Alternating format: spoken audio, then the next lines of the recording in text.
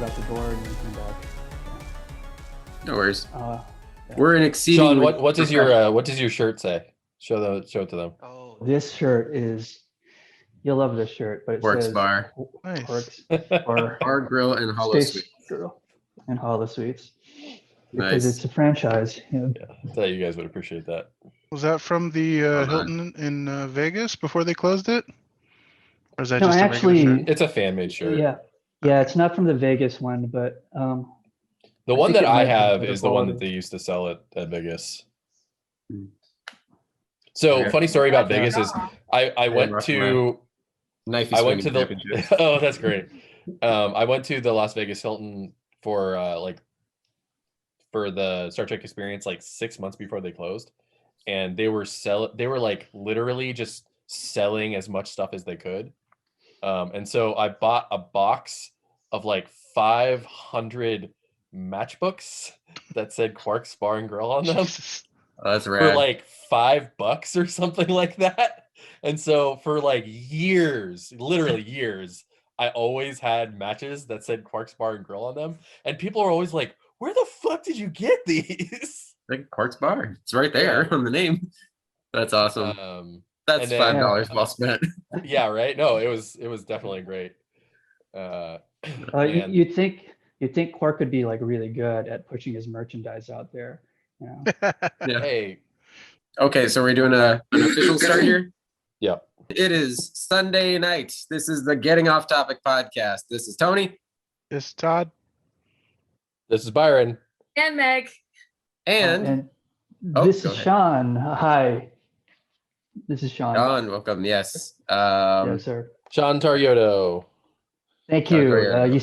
You say it almost as well as anybody else I know, Byron. Which is a compliment that Cool. came off as like a snarky, like that's mine. I'm supposed to say my name. It belongs. Yeah, to so me. Sean is our special guest this week. Hello, thanks for joining us. Very Thank you cool. for inviting me. Yeah, right on. Always down to have some more guests. I get tired of hearing my own damn voice. Very much so. But yeah, Byron told us we should have you on due to, in particular, the Ghostbusters little clip that we got this week. And Oh yeah. Sorry, I love hearing your voice. Please continue. oh, I got the vapus. So Sean, why don't you tell us a little bit about yourself and your geekery and what you do and stuff. Yeah. What are your geek specialities or your Sure. quick history? Give us your Let me- Wikipedia. I had a post-it note around here because I don't have a Wikipedia article yet. But it had everything I wanted to say about myself, but I guess I'll just have to riff it. I'm Sean. I've been a huge Ghostbusters fan since I was a wee child, and I've lived in Portland, Oregon for a while. I'm so into Ghostbusters that I actually moved to New York thinking that I could like find the franchise, get the hook and ladder, and then like become one of them. But I Join the haven't crew. opened that portal. Yeah, just because I wanted to go to. I was supposed to go to college. I was like, no, I'm just gonna go to business for myself. Did and you then I think ended you up- could go to like the Columbia department? Oh, I thought I could go to Columbia University, but I wasn't cut out for that. However, I did end up becoming an actor and doing films at Columbia University, some of which have like more than like a couple YouTube hits. And then I moved back to Portland like 6 years ago almost now, and was recently just got like the coolest gig. I got a recurring gig on this TV show on Hulu called Shrill. And wow. I think you might have mentioned it briefly on one of the podcasts like earlier. Yeah. But I'm that guy that you're talking about, like number 3 or 4. Yeah, Shrill with A.D. Bryant and produced by Lorne Michaels. Yeah. I saw the ads for it. Oh, It's, I've seen that. That's such a good show. Oh my god, I'm so glad there's like fucking at love least it, one yeah. fan oh, base. I haven't watched it. Okay. It's really good. It's really Yeah. good. It's really funny too. All right. Let's check it out. I love working on it, and that's my bio. That's just me on TV. That's as geeky as I get. It's and about it shows up. it's about like a fictional like it's a fictional version of The Stranger from Seattle, which is like their alt weekly newspaper. Yeah, well, it's also about one of the writers on The Stranger who's sort of spun up the most dust in the air, Lindy West, who is played by A.D. Bryant, and really they all shopped it and wrote it together and produced it together. Elizabeth Banks isn't in it, sadly. That was never an opportunity for her to make a cameo. But if she did, I'm sure she would play like a horrible, evil person, like a real Cruella de Vil. And if she hears this, I'm sure that she'll find that amusing, or just, she can't fire me because this was our last season, by the way. I'm sorry to say. That's Oh, okay. And season Yeah. 3 starts soon, right? Yeah. Season 3 starts May 7, which is A.D. Bryant's birthday. People didn't There you know. go. So doing the promo rounds, huh? Yeah. Well, I was fortunate enough to see earlier today. I've had a pretty full day, but I just was at the USC Comedy Festival Zoom, and they like showed the first episode, and I was like, what? And then I was like, wait, this is an A.D. Bryant like special. Like she's doing a panel with a showrunner and with Lindy West, and I was like, this is amazing. I have to like get a coffee, and like then they were like, when does it show? When it's like May 7th. And A.D. Bryant was like, that's my birthday. And Aw. and then we just like, we're like, oh my God, time to hit the calendar, man. Just like tell your friends. Nice. That's what I'm so doing. rad. So Sean and I met a few years ago. We bonded over our love of Star Trek and Ghostbusters and various other fictional labyrinthine universes. Like you do. Yeah. As you do. And oh, sorry. Go ahead. As you do. As you Yeah, do. as you. And Byron told us a little bit about apparently a script that you guys worked on together. Oh my God. You actually told them about. All right. So here's the thing. Yeah. Here's the other thing. This is what's so wild. This week has been insane. Okay, so as you know, I was late today to this podcast because I just jumped off my screenwriting workshop, which started today, and one of the 3 pitches I brought was that pitch for the Ghostbusters thing, and I brought it in. And what was the original title? It was called "Who You Gonna Call." Who are you gonna call? Ghostbusters Who You Gonna Call, which is like a follow-up to Ghostbusters Answer the Call, as well as the thing that like people do when you are troubled by strange bumps in the night. And So our whole spin on it was that it was a workplace comedy. yeah, So we were more going with the actual like The Ghostbusters what is the office what is the day-to-day routine of the Ghostbusters look like around the firehouse. in a franchise? Yeah. well, I have to say that was the pitch I didn't do, and I was also very much certain that this is a project that would never get done unless I somehow took control of the project. We definitely weren't. No one was looking at this. We weren't shopping it around. Yeah, it's also hard to shop a thing that someone else's owns back that to we don't have themselves. the rights to, Yeah, and be like, give me money. I mean, that is how like a lot of pitches get done is you do specs and stuff, but like most of the time people don't do like full pitches unless they are literally like told by a certain license holder that they want you to do it. Just wait 100 years until like Ghostbusters are public domain, like like Sherlock Holmes. Anybody can write a Sherlock Holmes book. Hey, it's gonna be we got what 60 years. Well, almost halfway there. I think the clock resets on February 14th, 2020. If you release new medium, then it extends your copyright.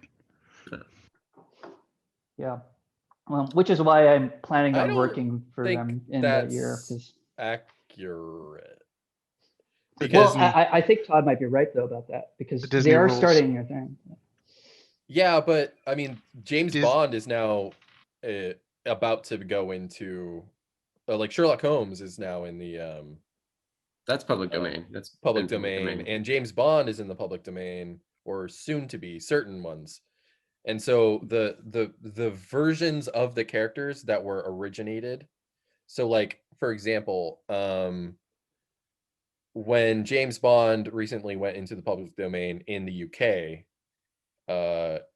the elements of his first story are covered, but anything that was created subsequently is not public domain. So like his gadgets and shit like that. Like if there's a specific gadget that he uses that is under copyright, then that you can't use that, but you can use the Oh, that's- character. Oh, Oh, so that's so, kind of like yeah. when Sean Connery had already left the role and then wanted to do one more, and they're like, "No, we got this other guy now." And he's like, "Fuck you! I'm gonna make my own James Bond, like blackjack never, and hookers." never say never again. Yeah, Yeah. Spaceballs, the flamethrower. but then I think certain elements. It's been ages since I watched it, but I think like certain elements had to be changed. Well, or- that was just a licensing like snafu. Was that there were two different studios that claimed that they had the license to make the movie. right. Yeah. So So it's one sort that- of similar Oh, in how they made it happen. huh. Um, It's sort of like the original title for Ghostbusters, which was Taken. what was Taken it? was going to be the original. Yeah. Was You that didn't know Was it also with Liam Neeson? Nielsen? No. Neeson? Was that that? originally? I recently listened to. Can you imagine Leslie Nielsen and Taken? Oh God, that, You know, somebody bring it's him back. forming in my head, and I think a pitch is forming.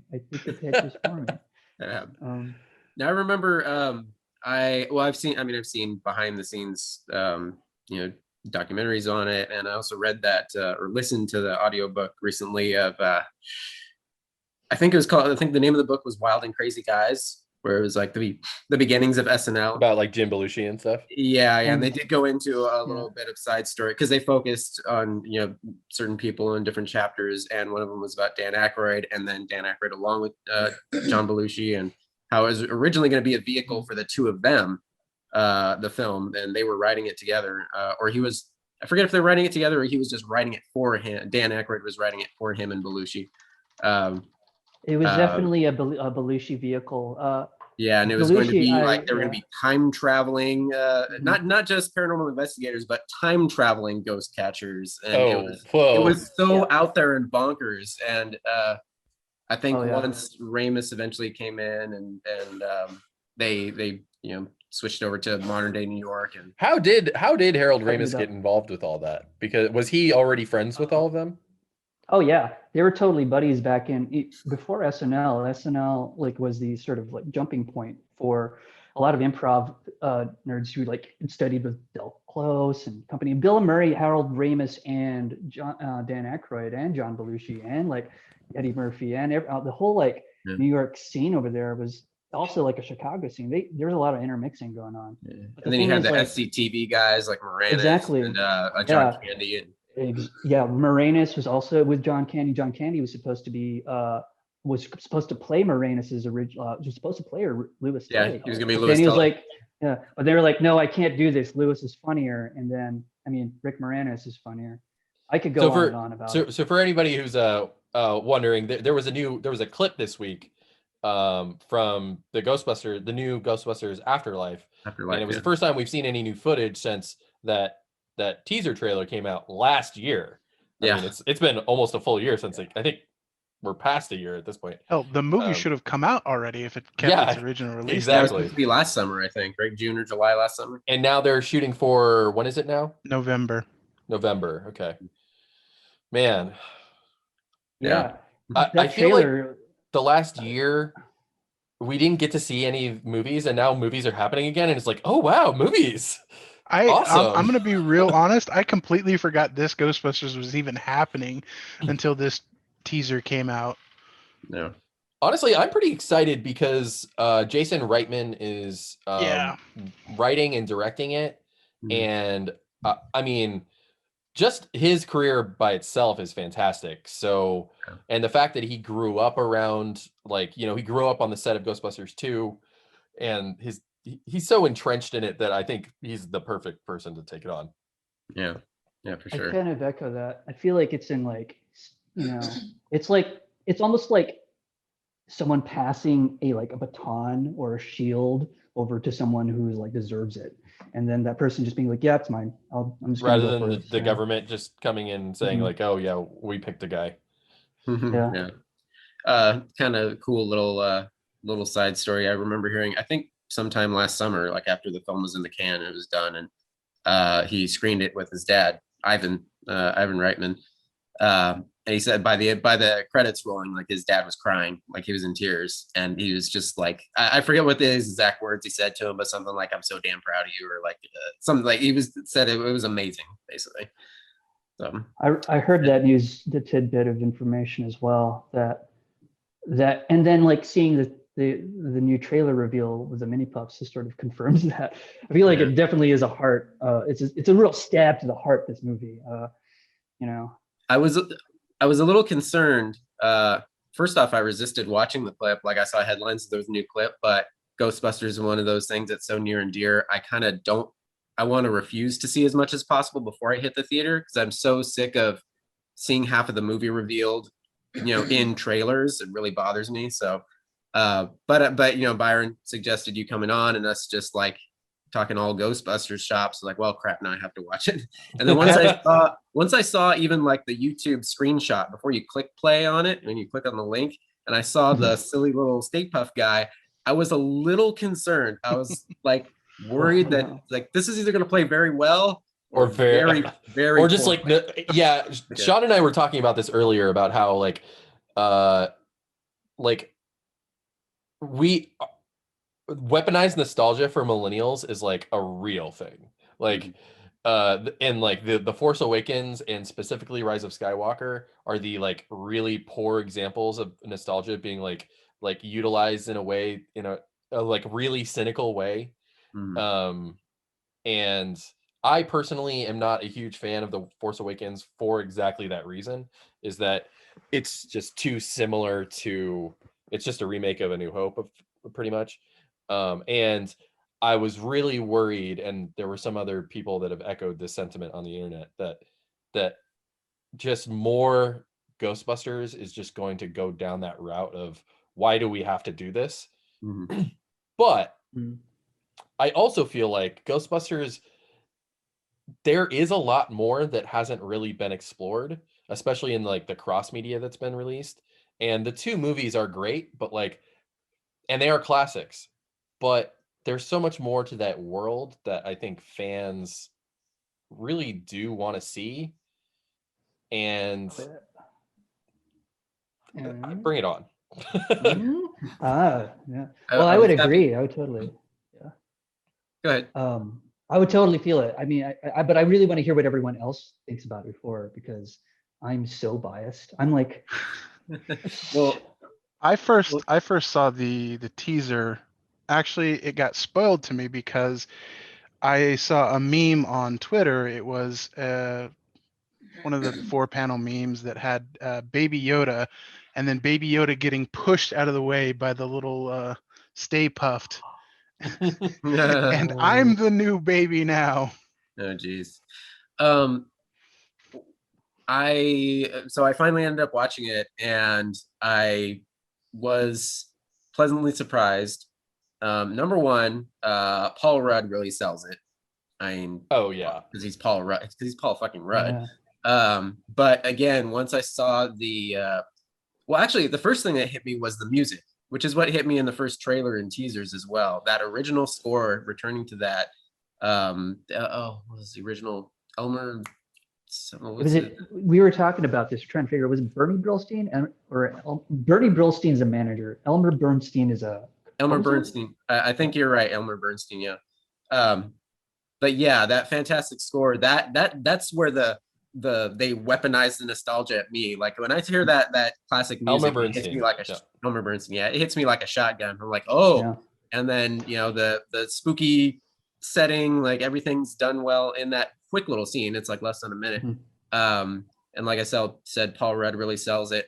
And once he sees, those very silly little Stay Puft guys popping out, like I said, when I saw like the first image of the goofy little character, I was a little concerned. Oh, this is going to play off silly and stupid and making fun of the nostalgia. But then one of them burns himself to death. Yeah, exactly. Murders it sells that sort of silly horror factor very well. Yeah. It hits that right beat. I think we're so used to seeing things like turn into hot trash. It's really nice to see that trash get burned bits. Yeah. But if you look closely at that trailer and you really closely examine it, there are some hilarious, like insanely like weird things. Byron, we were like looking at the clip earlier, and like I mean, I noticed that one of the Stay Puffs, especially one of the mini puffs that was burning to death in the grill and like slowly sinking to the bottom, also had his arm extended, its arm, and was doing a thumbs up, and it was also like, you know, it was like they're pulling the nostalgia beans out here, and the remember berries are So like, that makes you wonder, has the mini puff marshmallows watched Terminator 2? They're fans. Yeah, they're big fans. I mean, who isn't? Come on. They're really just Cameron fans. They're not ignorant to pop culture. Come on. I mean, He's it's a the same sailor. world as like is it the world of Walking Dead and Terminator 2, where like they've evaded, like, you know, like our like electoral politics or something, and never had to, I don't know. Is it just because Jason Reitman's a Terminator 2 fan? He grew up watching it when he was, you know, Edward Furlong's age.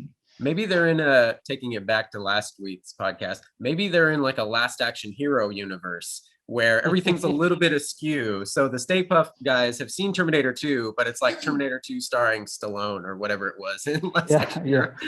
I tried to think of the most harmless thing, something I love from my childhood, something that can never ever possibly destroy us. Mr. Stay Puft. Oh my God. Nice thinking, Ray. Wait, my mind just blew up here a little bit. But as he said that, the line after that is, we used to roast marshmallows at the fire in camp. What was that camp? Camp. Does anyone remember? I don't remember. Because I'm full like Mandela affecting here. Camp. I want to say it was some sort of Camp Wakanda. What was it? Camp Wakanda. Camp Wakanda. And Camp Wakanda. Wakanda? Seriously? Yeah, Camp Wakanda. Yeah, so I thought I was losing my mind, and I was like, what? It's spelled a little different, but sure, but well, as it's you do, pretty similar. Yeah. Ray's gone, bye-bye. You gone. Yeah. What you got left? Okay, so wait. I have not seen this trailer. Oh. And to be frank, I literally had no idea there was another Ghostbusters movie until this. That's such a good thing. Just till you guys started talking about it. So it seems from the first trailer, they're definitely going for like, or at least the promotional materials are going for like a Stranger Things type of situation. Very much. Type of Finn vibe. Wolfhard in it. Yeah, they even have Finn Wolfhard is playing one of the characters in the movie. Yeah, and sure. it seems like Egon's grandson, right? Well, we don't know that Ah, for sure. I'm Well, pretty sure. It's heavily implied, but I don't know if pretty it's clear picture of the trailer. Yeah. They definitely have a resemblance, just like the other character, that his sister Phoebe, who's also McKenna Grace from like a bunch of other things. Molds and Captain Fungus. Yeah. Right. Well, I mean, like her look is pretty sealed. Like, I mean, she's got the glasses. But Yeah. if you look at like Finn Wolfhard today in 2021, and you look at like a young Harold Ramis without the glasses, it's sort of this uncanny, like oh. Yeah, it's good casting. Yeah. because we all know that Ray definitely did not have children. Yeah. Well, he was a virgin in the second film. He was a virgin at the end of Ghostbusters 2. You threw this idea up, Aaron. I'll let you take it. What's so happening now? there's this throwaway line in the second Ghostbusters that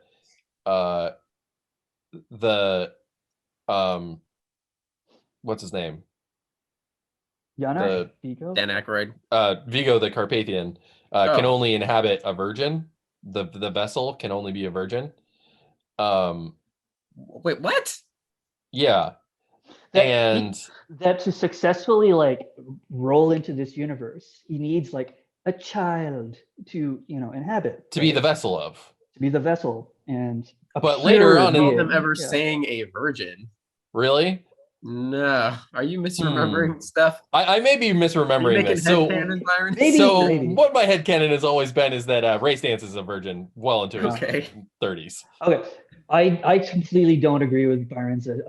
that it's- Interpretation. I mean, he His made it with a remember ghost berries at least. were poisoned. Yeah, there's some rotten remember That berries. does in your, not count. in your Getting head. fucked by a ghost does not make you. No, I'm sorry. I don't know how I'm many drawing ghosts the line here. fucks. You're drawing the line. Getting a ghost blowjob does not. No, that's like pretty much jerking yourself off. But is it? I always found that Goofy. There are elements in some of these like Reitman films and 80s films that are still Oh, yeah. kind of, well, I know you're thinking that skeevy, yes, that too, but also how they throw in some really ridiculous, almost like old stuff from vaudeville, like how when he's getting a dream ghost blowjob, Oh, whatever, and his eyes like roll go back up in his head. cross-eyed. Yeah. Yeah, like, oh, it's like old silent film Goofy stuff. I was literally just thinking that about how his eyes go cross-eyed. That's Yeah. so Yeah. Anyway, So goofy. I completely lost my train of thought. I was going to say something about about the new film. I did see another little bit of news was a little interview with Bill Murray. It came out this past week. I forget, they were interviewing him for some other project that just came out. I think an indie drama or something.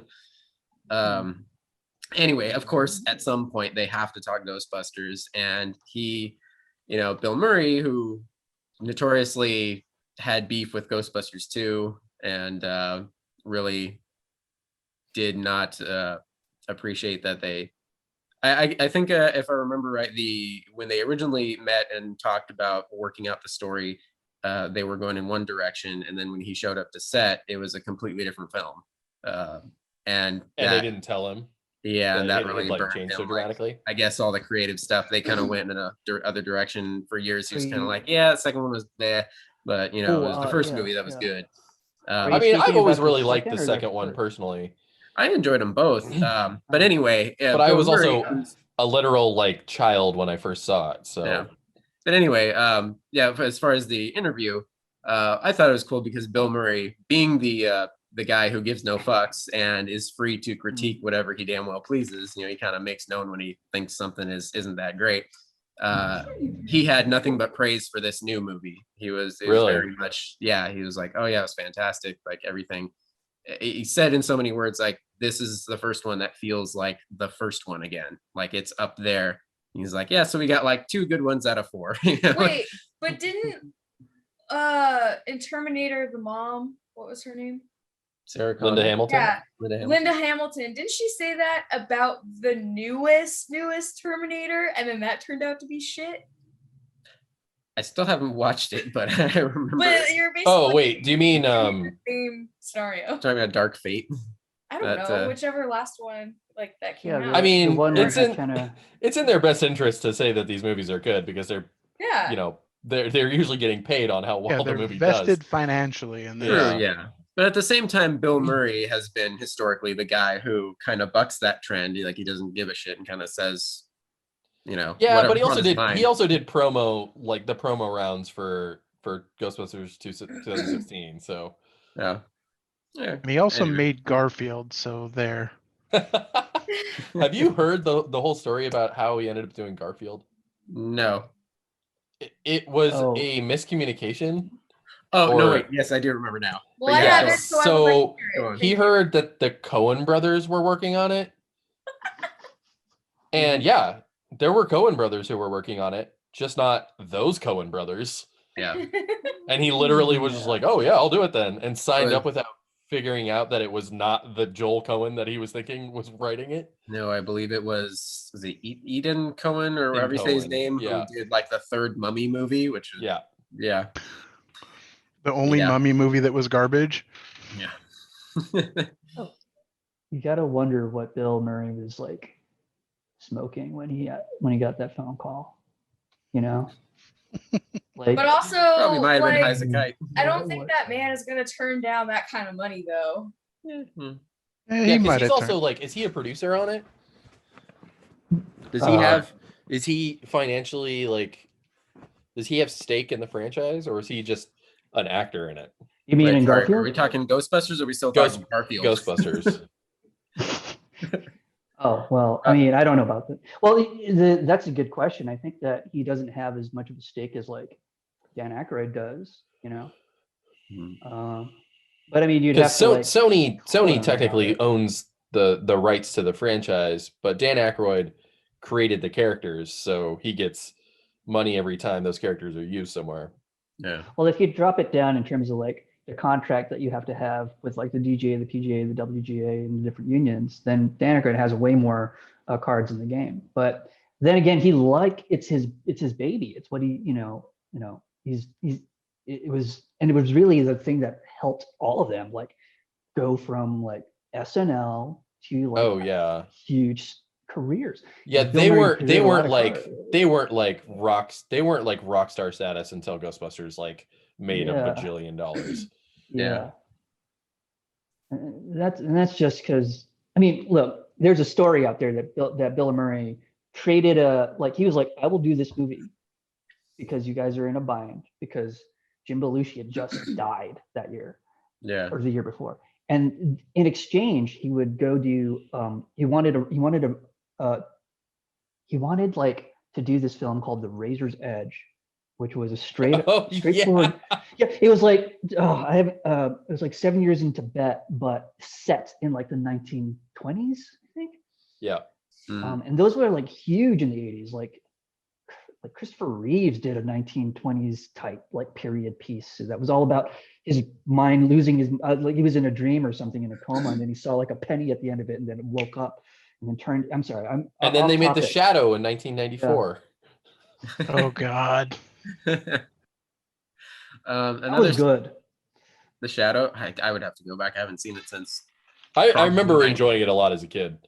So, supposedly, Alec Baldwin was like, "Who the fuck didn't get me that audition as Batman?" That's funny. And so he was like, "I want a superhero," and they're like, "We got The Shadow." Here you go. What's his superpower? His nose, bro. At least it wasn't the Phantom. Ooh. Ooh, Billy Zane. Billy Zane in purple tights. Yep. Oh boy. Another behind the scenes story that I was reminded of this past year when I saw little bits of interviews from here and there. Ernie Hudson talking about how in the original Ghostbusters he was pitched that by his agent, and he was really excited about it because it was a big meaty role in the original Ghostbusters script, or one of the early Ghostbusters scripts.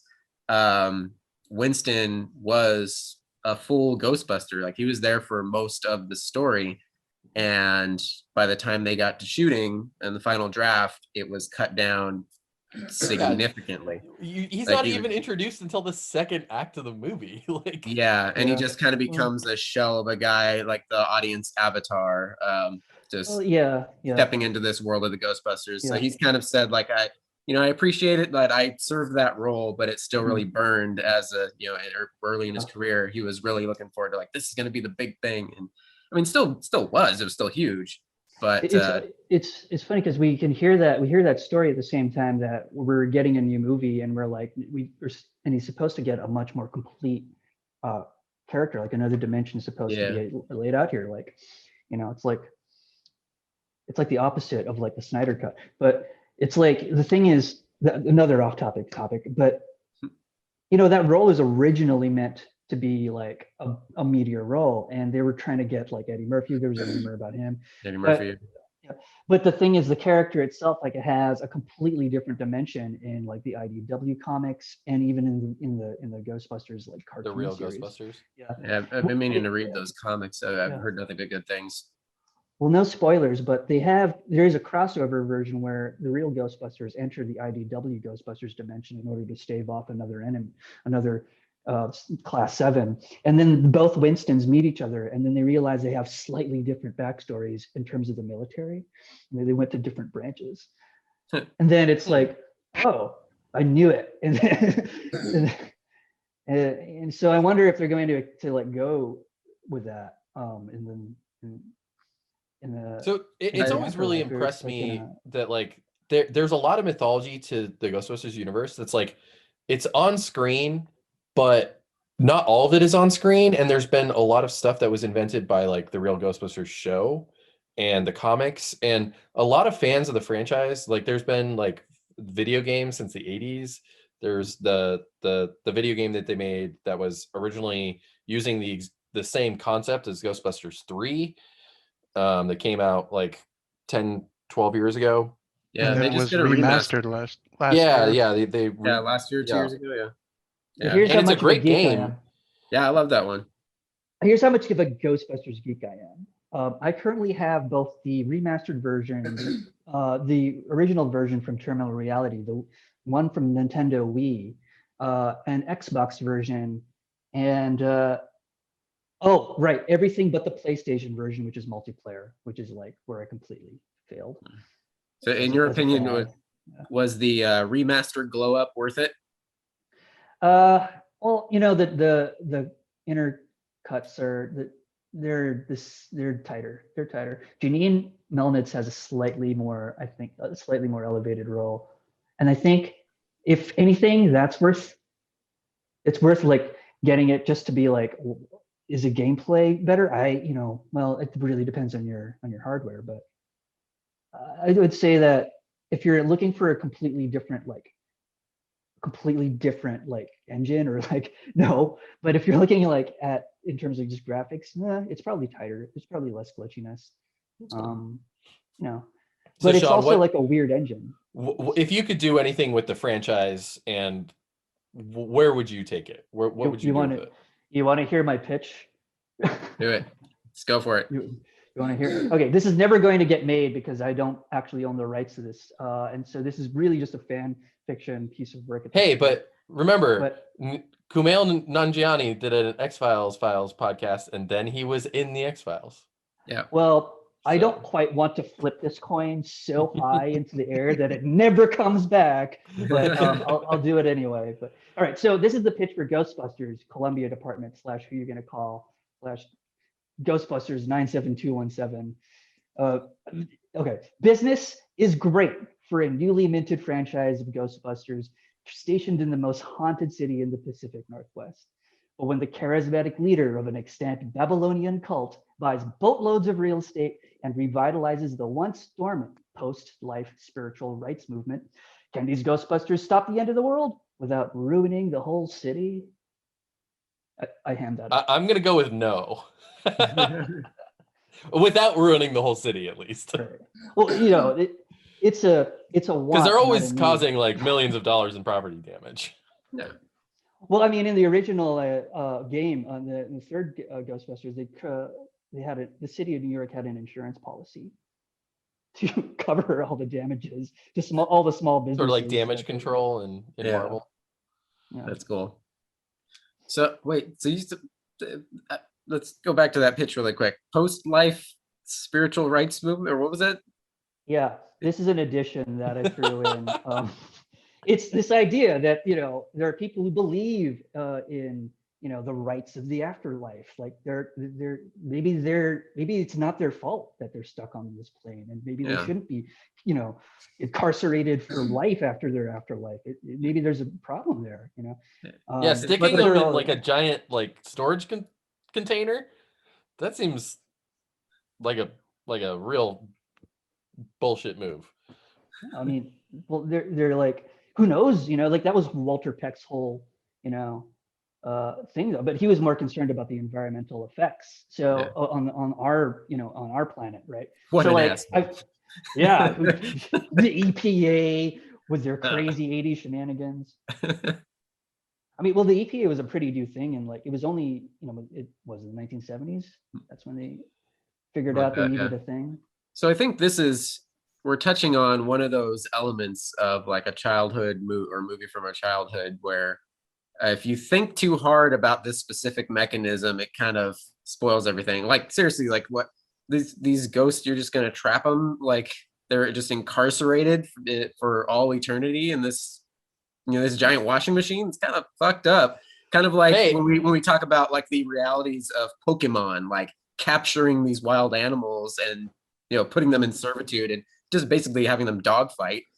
Right. Well, and also they stay in those in the Pokeballs for a real. What are they doing in there? Are they just like watching TV or like surfing the internet? Yeah, I mean, I'm not a Pokemon fan, but I do have a problem with like the way that they like the narrative there is like it's very non-PETA friendly. But with There is a- yeah, It's funny because this came up in a conversation I was having last night that there actually was a Pokemon game where they introduced the Pokemon Liberation Front. Oh, that was 2 Pokemons ago, I Yeah. think. It was Black and White 2. Okay. Pokemon Black and White 2 that was for the original DS, and there was this whole storyline where there was like a Pokemon rights organization that was like freeing all the Pokemon. yeah, like okay. I forget if they touched on that at all or glossed over that, like the animal rights stuff in the Pokemon movie. They like sort of brought it up a little bit. They like Yeah. they didn't bring up the the Pokemon terrorist movement, but they sort of like touched on Pokemon rights a little bit. Okay. In Well, it's an Detective interesting, Pikachu. yeah, it's an interesting analogy. It's just but I think that the PLM has like a better, like they really can't. It's a no-brainer. They're basically trying to stop like a cockfighting racketeering ring, right? Also, because like, aren't some of the Pokemon like sentient creatures? Yeah, Like I mean, They all they're- are. Like Yeah. some of them are like humanoid. Some of them are like humanoid level intelligence and communications, but they heavily imply that all Pokemon are sentient. Yeah. Like, I mean, what is it? All the Chanseys are like nursing assistant. Like they have a job at the. Yeah. Yeah, This is like blowing my mind. they had lives before you found them, and Yeah.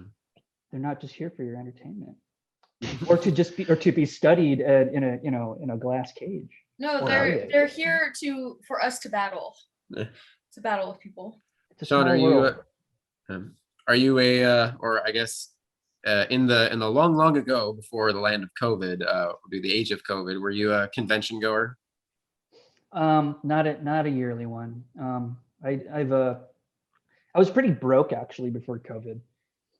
To the point where like I was like, do I sacrifice like a week at the convention, to pay rent, or do I just sneak into the convention? And I spend like a year like creating the perfect disguise. Just like take a So I Postmates can't order to somebody who's ordering food at the convention and then just don't leave. There you go. Yeah. Yeah. Well, the thing is, we could do that. I just need an inside conventioneer to, So what I'm gonna do is I'm gonna write a comic book, take out a comic book like panel and or booth at the convention center. I'll order Postmates and then you'll pick it up. There you go. Yeah. Well, we have Get to that wait for professional them to badge. open up. Yeah. But I have to write this Absolutely. comic It's a book plan. first. Yes. So That comic book. Oh wait, this might be off topic for the off topic. Go for it. That book like has weird legs to it. The idea was like about convention. Oh wait, you're talking like, about you're actually talking about the Your- thing. Oh, yeah. okay. What is it? thing, What is this? Your thing. Spill it. So it's a book I've been working on for a while, and I hit a wall with it a couple of years ago, and I just stopped developing it for a while, and then Like you do. during COVID, I started writing it again, and it's a before sunrise-esque like romantic comedy / drama set over a weekend of Comic-Con Nice. with flashbacks to these two people meeting 10 years ago at Comic-Con, and then they haven't seen each other in 10 years. So Comic-Con is their Paris. Effectively, yeah. Okay. Yeah, that's Could be into that. actually it. Yeah. Right? It's got a pitchable feel to it. That's cool. Which Now I have convention? to No. just fucking finish it. It's San Diego Comic-Con. Okay. Cool. Well, I just you want it felt to be like- in a. Oh yeah. I sorry, go ahead. know like what that place smells like. I know like I know everything about that place, so it's easy to recall it from memory. You walk into a bathroom and you're like, oh, toilet number 73. We've had some good times. Well, and it's just like like the fucking pretzels and stuff. Like there's just like there is a flow to that place that is incredibly memorable. You can't forget the religious nuts outside too. Oh yeah, the zealots with Yeah. they're gonna burn in hell. Yeah. You're That gonna is- burn in hell because you like Iron Man instead of Jesus. Yeah, that is a prime staple of the San Diego Comic Cons. I spend at least 2 or 3 hours every weekend watching those guys when I go to WonderCon. Just the interactions with the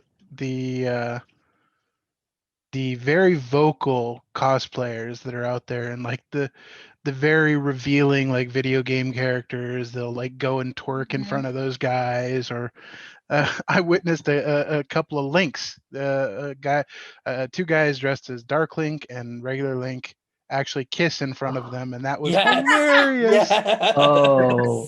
Yes! That's fantastic. That's awesome. Excellent. Oh man, I had to be there. I wanted. There's got to be photos. Oh somewhere. yeah, I'm sure there's tons of crazy photos There's of be, people yeah. doing weird shit to those guys. Yeah. That WonderCon, I can't remember if we talked about this last episode. Maybe it was a conversation with another one of our friends on it, but we were talking about getting back to conventions, post COVID, and how we're gonna feel. Like, what's our anxiety level gonna be, even after we're vaccinated? Like, going into large crowds like that, and wondering like, should I be wearing a mask? Should they be wearing a mask? Well, I think it's. I think it's a good question, and it's an important discussion. I think we should still wear masks, but I think those masks should be like really, really well designed. You should put a lot of care into it, and that they should like have like something to say besides "I'm afraid of this virus." Yeah, I mean, a geeky con of any kind, of Comic Con, or the other one that Meg and I like to go to is Monsterpalooza up in Burbank, which is more like Oh man, I really want to go to Monsterpalooza. yeah, horror and creature effects and everything like that. But those are the perfect settings to go wild and You're get expected creative to with. wear a mask at Yeah. these conventions. I mean, besides, like, even before COVID, con crud is a pain in the ass. Oh, like yeah. that, Oh yeah. oh great, I was at a con, and no matter how many times I wiped my hands like I was in the nerd herd, and of course somebody breathed on me too hard, and boom, I've got the sickness. Hey, well, we're all pretty much like immunologists at this point, so. Yeah.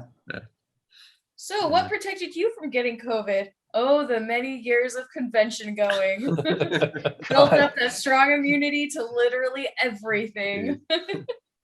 So, Sean, are you a working screenwriter as well as actor, or is that something you're toying with, trying to get into, or what? Oh, I'm still trying to develop my comedic voice, as you can probably tell.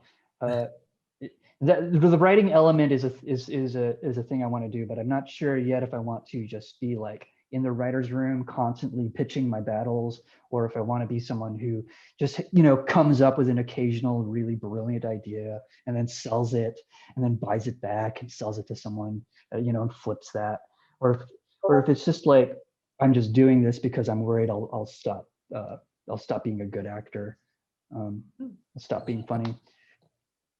If you enjoy doing it, you just keep doing it regardless. And if somebody takes a liking to it, great. If not, you're still having fun.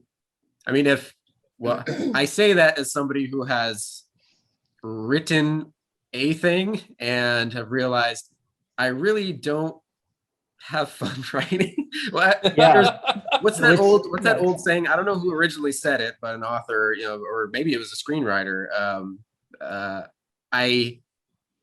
I hate writing. I love having written. Yeah. It wasn't Neil LaBute. I'm gonna say it was. Who else wasn't it, Sean? I'm gonna say it was Lawrence Kasdan. Why not? That feels like something Lawrence Kasdan would say. Yeah, might have been. But yeah, I much like Byron. I have a project that I have pretty much given up on for I don't know how many years now. I mean, I add to it a little bit here and there. Like I've probably got 3,000 or 4,000 words of like disjointed scenes and outline or bits of dialogue, Sure. but I haven't. Or some people may have rediscovered their passion for things like, oh, I have free time in quarantine. I'm gonna get back into painting or writing or whatever. There's Yeah. time now. That didn't happen to me. For a Well, minute, I'm yeah, still just yeah, like, yeah. I want to shut my brain off and play video games. Sure. No, I totally feel that. Like I have projects that are still, they're 7 years, 10 years old. But also I don't like those ideas and I'll never touch them again, Mhm. But I think it's just being trapped here and just like having, the access to things like that's helped me. Just like zooming into a classroom and then like going on another forum or like a clubhouse, which I don't know if anyone here has heard of that. That's been insanely productive because it's just people constantly offering advice and it's different tiers of, artists and, some get paid, some don't, and, some are just there to just dole out advice. But I think that that's why I'm like interested in getting into stuff and like why I have 2 other pitches if you want to hear. I'm not kidding, I won't do it. But it's like one of those things where like I think you're not interested in it, and then it's not going to keep you chasing the carrot that you set up for yourself. Then you will forever be hungry, but hungry for what? I don't know if that makes sense. It's, If you're staying hungry for, Hi, dog. I think as long as you're staying curious and you feel that that creative drive, like a lot of times I get into, I mean, I've tried a billion different things. Like I fiddle with my guitar once every couple months or years. I make an attempt at writing every so often. I do little things here. Sometimes I just want to put a silly video on Instagram or something. But I think as I've developed the sense of that I know through 35 years of experience now that with whenever I stop creating or like fueling that creative side of my brain or feeding it, I should say, for an extended period of time, then I get depressed or I start to feel just like the lulls, and I don't realize until once I break out of it again, like, oh yeah, this is kind of like when you exercise again and feel really good and you're like, oh wow, yeah, I should have been doing this all those months when I was like feeling sad and just like drooling into the couch. Creatively Yeah, totally. flabby. Yeah. Creatively flabby. Well, I mean, it's cool to be creatively flabby, I think, if that's the kind of creativity that you roll with. But I do see like, yeah, no, you definitely said something that I think a lot of writers, really artists go through. Like if they're not constantly doing stuff, then that muscle, like that high or whatever, it quickly disappears, and then you need to find something to replace it with. Yeah. And like maybe that's playing really bad drums for like a week, and then you get back to like, another thing. Or maybe it's just seeing what everybody else is doing. But I think the depression, though, the sadness, that's also like a thing that can happen even if you're just not creative at all. If you're just like the least creative person can be very depressed, and have their own set of problems, and they have to figure out how to like do that thing where they get out of it. That's what I want to know is like, that's a question I actually have for you, Todd, is how do you get out of it? Is it this podcast? Is it Byron? What? Wait, were you asking Byron or Who are you asking, Sean? It's really So you said my are you asking name. Tony or yeah, Todd? I mean, I meant Tony Todd, the Candy Man, but no. okay. We got to say his name 2 more times. Wait, is it 2 or 4 more? I forget. Also, Kern, Candyman? Kern, Yeah. Worf's brother. Were you trying to get me? I'm Tony. Yeah, I meant Tony. That's okay. Don't worry about it. But it's an open question, really. It's not. No, yeah, I definitely. I have been through a weird journey through this whole. This last year, this COVID specifically. I'll try to keep it brief because I am obscenely long-winded. If you haven't noticed already, but one, I managed to be able to work from home, which was awesome. And I just started raking in the overtime. So, Money. yeah, where most people, or where a lot of people were forced at home and kind of going insane. For me, it was like a dream come true. It was like, oh, yay, I don't have to drive anywhere. And I'm just, making all this cash and, Meg's been able to stay home. And Sure, yeah. anyway, No, yeah. So I went through these crazy waves where number one, I was like, oh, this is a great opportunity. I'm going to work 12 hours a day, 6 days a week. I'd just sign me up for all of it. And even though that was very beneficial, Was that a great idea, Tony? Also ran myself into the ground and had exhaustion and was kind of going nuts for a number of reasons. I wasn't giving myself any downtime whatsoever, no creative time whatsoever. I actually got to the point where I miss sitting down on my laptop and trying to come up with my next book, even though I hate sitting down and reading it, trying to write it. But what is this? Are you just now seeing that news? Yeah. Star Wars Detours animated series finally set to release on Disney Plus after 9-year purgatory. Was that the bad? Yes. That's that horrific Star Wars animated show we were talking about a couple of months ago. Oh, wow. Oh, Holy my God. shit. They heard you, Byron. They heard the clarion call. Not only are they desperately begging for this horrible. Oh my God. Not only are they releasing the original episodes, the 38 episodes that they had produced, they're creating an additional 12 episodes to finish it out. And wasn't that the one, the robot chicken one? Yeah, the robot chicken. The one that we were joking was so bad that they literally put it in a can, never to be seen again. Oh my God. The fucking Ark of the Covenant. Good God. Wait a second. This is anyway. What was I blabbling about? I was blabbling too. Sorry, I didn't see that before, and I was scrolling Reddit and I saw it and I was like, oh, I was not aware of that either. The overtime was burning you out, and oh yeah. So yeah, I definitely had ups and downs through this past year, even though I was very in a good position. I wasn't, begging for a job or anything. But on what we were talking about, how I know that I kind of get low if I'm not creating after a while. On the flip side, it's a constant trying to maintain the balance between trying to be productive and get that rush of oh yeah, I made a new creative thing, I made a new song on guitar, or I wrote a new thing, or whatever stupid thing you come up with. Sure, yeah. At the same time, that can be addictive to the point where it gives you a bit of anxiety, if I'm not being productive, then I'm failing. And it's a whole other struggle, a whole other beast where you have to allow yourself downtime to rest and recharge without feeling guilty of oh, I'm not doing something, I'm not working, I'm not making something new, Yeah.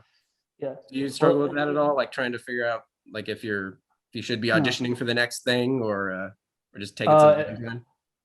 I guess I do, but I think everybody has different degrees of that, and that it's different for everybody. Because it's not the balance and the way to balance that isn't something that's taught to us in Jedi academies at a young age. It's something we learn over time, and it's not we have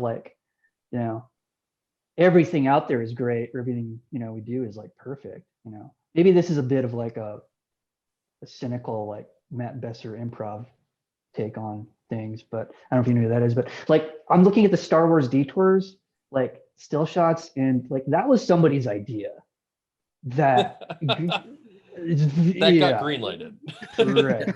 So that was their vision, and they may feel maybe they did that and they were completely on the floor, just scrolling for ideas, trying to figure out, trying to get this thing out there, and that's what they produced. And well, it's a thing. It's a thing that is happening 10 years later. Yeah. Kind of my response to watching Godzilla versus Kong this past week. I was well, that was a movie. Did we all finally watch it? I haven't watched it yet because my HBO Max login is not working for some reason. Um, Yeah. That's all right. We were still actually we're at Oh, about an man. hour, and Sean, Oh, are yeah. you watching the Marvel stuff? Are you watching Falcon and the Winter Yeah. Soldier? Yeah, actually, I saw all 4 episodes so Real far. quick, and then is there any news that we have? Um, Is there was a little bit of news this week. The I have Star a Wars little bit, not- thing, the John Williams is coming back for Indy 5, so we got that. That's pretty cool. I am pretty And- stoked about that. Actually, huge. and they news. cast Oh, yeah. Bridge. So she's yeah. in Bond and in Indy. Indy, yep. Wait, is she Ooh. in James Bond or did she just write it? I don't know. The latest one that's still waiting to come out. Yeah. No Time to Die. So she Daniel Craig specifically picked her to co-write the screenplay for the movie. Oh wow. That's cool. And he said if they didn't, he was not going to be in it. What else has she was she a writer on She was like the creator of that show Fleabag. Fleabag? That's another one that's on my list. I saw It's really good. You should check it That's out. what I heard, yeah. And it's only 1 season, so you can just like get right through it. Okay. All right. Fleabag's great. Something ridiculous.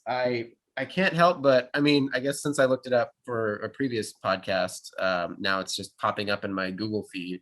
That Powerpuff Girls live action show. Oh yeah, I don't know how I feel about this. So they keep it looks like they're getting very wacky with it. Like the house looks exactly like the house from the show. And they're actually going to have Tom Kenny back as the narrator. So they're actually going to narrate it. I mean, that alone sells me for it right there. I have Tom Kenny is such a weird dude. Like, did you guys ever watch Mr. Show with Bob and David?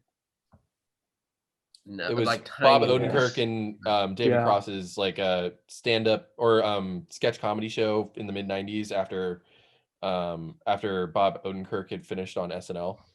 Yeah, I was. So I love it. It's incredible. It's like it's a huge favorite. It was like a sketch comedy show on HBO Max, so they could use adult language and stuff. They didn't really though.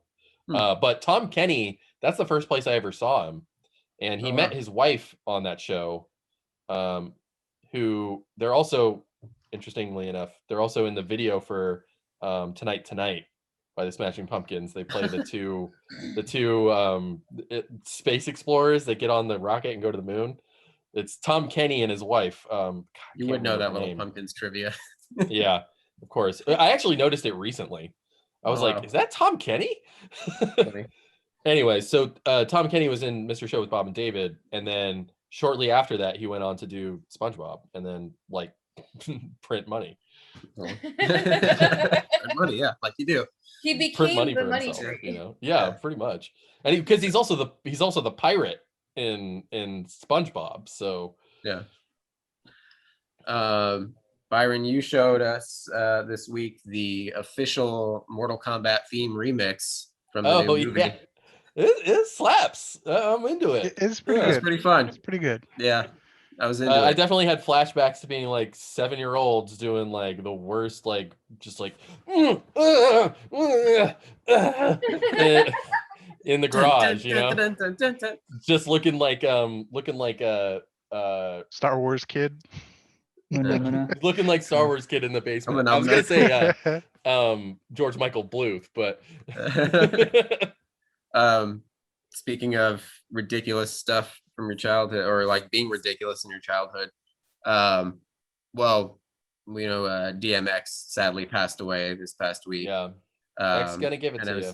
Next gonna give it to you. So we were I was just like farting around on Instagram like I do, and a friend of mine, everybody's like posting tribute stuff, and a friend of mine posted something and had Rough Riders playing behind it, and I messaged her. I was like, somewhere there's a lost camcorder tape, like a mini DV camcorder tape with me and my 7th grade friends, a bunch of little Hispanic kids singing along to Rough Riders. That's great. That's good times. amazing. So classy. I mean, that was a rite of passage. We also Paramount announced a new Star Trek movie for 2023. Yeah. So after all the nonstop chatter about, well, they're working on this one or maybe that Star Trek Tarantino one movie back. was never gonna Yeah. happen. As soon as they like, even it leaked about it, I was like, "There's no fucking way this is ever like it's Planet of the Titans all over again." Like, it's a cool idea, but it's never gonna happen. Real quickly, what was the idea? Do you think it was going to be? Was it going to be Guardians Forever meets Carl Urban? I mean, I'm guessing supposedly it had to do with time travel, so I'm guessing it probably was the Guardian Forever. Yeah, going back 'Cause- in time to the Tarantino level. Yeah, and there was like, I don't know, there was some speculation. I also it seemed like an interesting Yeah. idea, but I don't know. Tarantino So, doesn't yeah. scream Star Trek to me. So I heard that I heard that they were just kicking it around for fun. They weren't like actually serious. That everyone had fun reading the treatment and the scripts and the sides. But Oh, it was yeah, just, I'm like, sure- not as serious. Well, There's a way because to I'm get sure over. the executives in Paramount got like really hyped about it, like, oh, we could do this, and then Oh yeah. they were like, Oh, yeah, oh well, no, yeah. we can't do this. Sure, absolutely. Oh yeah, Did we- tons of hypiness. And then there was there was a couple other pitches that have sort of like bopped around. There was the other time travel one that was going to be Star Trek 4 that was going to bring back Thor. Right. Yeah. That was the one I was thinking. That was the. His And they dad. were going to do like him and his dad were going to do like a space buddy comedy, like, you know, I think that doing one Starfleet stuff. was like way older, and that's dead in the water because they couldn't nail down the contracts for that. Yeah, because Yeah. Chris Pine is like a really big star now, and Well, Star Trek can't afford it. All of them are Chris Pine and Yeah, all of them. Chris Yeah, Hemsworth. pretty much. Zoe Saldana. You know. I mean, Carl Urban is doing The Boys now. So Right. That was what, 2015. And then, I mean, I think. God, Go has ahead. Carl Urban had a single miss in his career so far? Well, Dredd is great, but it was a big miss. In terms of Financially, no, the movie is fantastic, but you know, it bombed really hard. Yeah. We haven't even discussed. Did this come out after last episode? I don't think we even talked about Picard season 2. Picard the teaser, yeah. Teaser came out, and with Q. Q is back, Fucking baby. Q. You know, I was thinking about this a couple months ago. Like, they bookended the series with Q, and so bringing back Picard and not having any mention of Q is very weird. Like, you know, like, I mean, I said this when the series was first announced. If this series does not end with Picard and Q walking off into the sunset, it's a failure. It's a failure. You just go walk off into. I mean, Q's definitely gonna gloat at Picard and be like, "Ha, you died." And he's like, "No, I'm a robot now." And he's like, "Sure." My God, you're right. Wait a minute, Well- that's true. You know where that could go. Like as just like just mind brain cells forming, but maybe that Picard is in another continuum, and they're looking back. It's like a wonderful life for the entire season. You mean like the episode from season 6, Tapestry, where he Yeah, gets what if it's- stabbed through the heart by a He's Nausicaan? dead. Yeah. He's dead. He's dead. He's just a dead Picard being dead, and Q's like, "You're back. I thought we learned a lesson." Where he becomes a Lieutenant Junior grade Picard again. Yeah, Yeah. and pretty much like Picard makes a decision. He's like, "Oh man, if I'm just a lonely lieutenant, then I have to kill myself." I was really curious about how they were going to explain away, John Delancey having naturally aged. Where I Q mean, is Twitter's supposed to be already more pretty. already figured that out. They're gonna de-age him CG, and then he's gonna make a quip at Picard saying, "Oh, you're old. I'm gonna be I'm old now." too. Yeah. Yeah, that's what exactly. There I you go. think we Perfect. talked about this on several episodes ago, where I figured it would be a perfect comedic cue for a cue for cue for John Delancey to make some jab about how bad Picard looks and everything. He's like, here, out of sheer pity, I'll join you, or something like that, just to mock him. Yeah. I'm excited. There were a bunch of hints in the teaser trailer. There were hints at the Cardassians being somehow referenced. Let me see if I can find it. But if we know Q is back, it's a perfect opportunity to bring in Guinan, since we know that he offered her a role. She's already confirmed as being in season 2. She's confirmed? Oh, really? Yeah. Oh, okay. They did that whole thing publicly where he was like, it was like a promotional thing where like he said on Twitter, like, hey, would you like to be in the show? And she was like, yes. And supposedly they'd already signed the papers. It was already nice. Awesome. So that's cool. So yeah, I mean, maybe. Yeah. That was back when Kim Kardashian was still married to Kanye. So. Back in those days. Oh. One last thing I wanted to mention about the Star Trek movie is that remember a couple weeks ago we heard the news that writer was writing a script for Star Trek 4. The Star Trek Discovery writer. The Star Trek Discovery and Short Treks writer. Right. It looks like that's most likely who's doing it, because this is only a few weeks after that announcement. So right. Well, it was a pretty public announcement across a lot of the different Variety, Deadline, all that. So I'm really interested to see what her take is, because I think it's a really good thing that they've got a female writer for the movies. Because the movie is most of the public's usually their exposure to Star Trek. So do you remember her name? I forgot her last name, but her first name is the name of a character in TOS, Kalinda. Right. Yeah. Who played and she's really young. She's just right out of the gate at USC, I think, or I might not be USC, but Kalinda Vasquez. Okay. Yeah. She's been in the writer's room for Discovery for at least 2 seasons, and as she also I think worked done on, a really good Once Upon a Time, Fear the Walking Dead. Okay. That's the other show. Fear the Walking Dead. I'm just restarting which that season now. of Fear the Walking Dead? I wonder if she was part of the new season, the reboot season. The new seasons. Okay. Yeah. 2018. And that's just So I'm she just started restarting. on Prison Break. She wrote for Prison Break for a while. She did Human Target. Wow, Human Target. That was a long time ago. Maybe she's Nikita, actually a junior. Once Upon a Time, Runaways, Fear the Walking Dead. It wasn't Star Trek. Prison Break almost 10 years ago now? Yeah. Over 10 years it looks ago. like she joined during the end. Oh my, you're right. I'm sorry. I'm thinking of 2007, someone else, but 2009. the picture that I saw, the picture I have on this article is really a lot before the writer's strike. Jeez. The 2006 writer's strike. The heroes killing writer's strike. 2005. Yeah, right.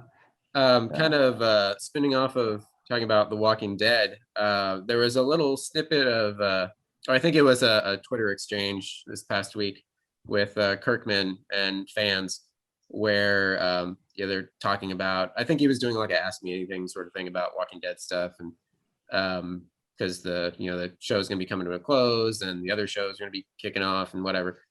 Somebody asked specifically about Clementine, the protagonist from from the Dead. games. Telltale games. I Yeah. see that. And Robert Kirkman said 2 words: stay tuned. What? Yeah. Shit. That's So- pretty cool. Guess they're gonna bring her into the live action verse. That's amazing. That'd be pretty rad. Fantasy casting time. Who would you say? Oh God. Well, now at what age? Because we see her kind of grow up. Right. Yeah. Because at this point, in the Walking Dead Beyond, that's 30 years, 10 years. 10, 30? It's not 30 years. No. It's like Because 10 there was a 10-year jump, right? Oh, the current time in the show. Right. I I think it's about 12 years have passed. Actually, in the season finale they just did, the Negan episode. I believe they said specifically because It was like 12 or it 13 was years, about right? 12 between 12 and 13 years because it shows Negan like present time and then flashes back. Like it literally says like 12 years ago, and it's the beginnings of the apocalypse with his wife, and they're hiding out and trying to survive. And then But it is jumps that- even further. It was kind of ridiculous. It's Right. like 6 months or 6 weeks ago from that, 2 days ago from that. It's a weird episode. If she can do an Weird. American accent, Nathalie Emmanuel, Miss Andy from Game of Thrones. If she can do an American accent. Oh, yeah. Miss Sandy, who is? Oh, Nathalie Emmanuel. think it. Yeah. Oh, ooh. Because she is a translator, right? Or am I Yeah. thinking of, yeah. Yeah, it kind of becomes her like trusted advisor. Daenerys's. Yeah, that's a good one. Yeah, I'd like to see her do. Alright. Just put a baseball cap on her. So, any gaming news? Any Nothing recent. I had just that Mass one. Effect, Mass Effect Legendary Edition went gold, so that's a good news. Woo! That's gonna be a day one purchase for me. Yeah. Byron, I saw something about the creator of Silent Hill. He was teasing a new horror project. Yeah.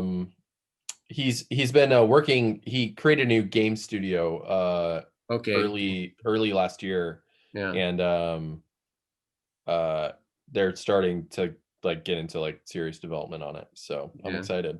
So 2 bits Yeah, of they just- news from my childhood, like the formative games of my my years. Diablo 2 Remaster has hit Oh, yeah. alpha, and the reviews are coming out, and I've seen some footage, some people playing it on Twitch. It looks fucking amazing. It looks really Nice. good, and it's Cool. probably gonna be a game that I'm gonna spend 1,000 hours in. And then also we got a new Age of Empires 4 trailer. I'm pretty excited Ooh. about that. I saw that yesterday, and Bill Gates delivered I on his promise.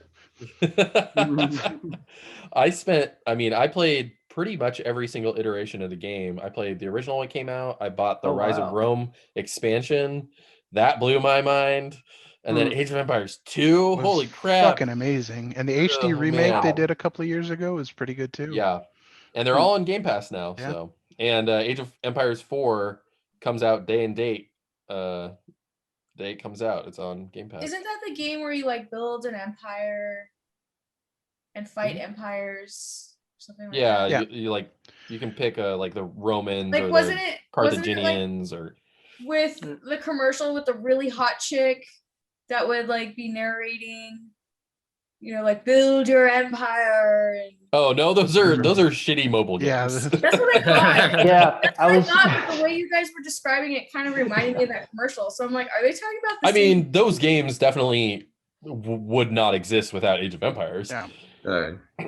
In fact, Okay. a lot of You the know- mobile game ads I've been seeing lately are just Like use assets. literal Yeah. rip-offs of Age of Empires, the HD remake. Okay. Oh wow. Okay. So Age of Empires is where it started, and then Yeah, a bunch it's of one of the imitators came original along. it's one of the original RTSs.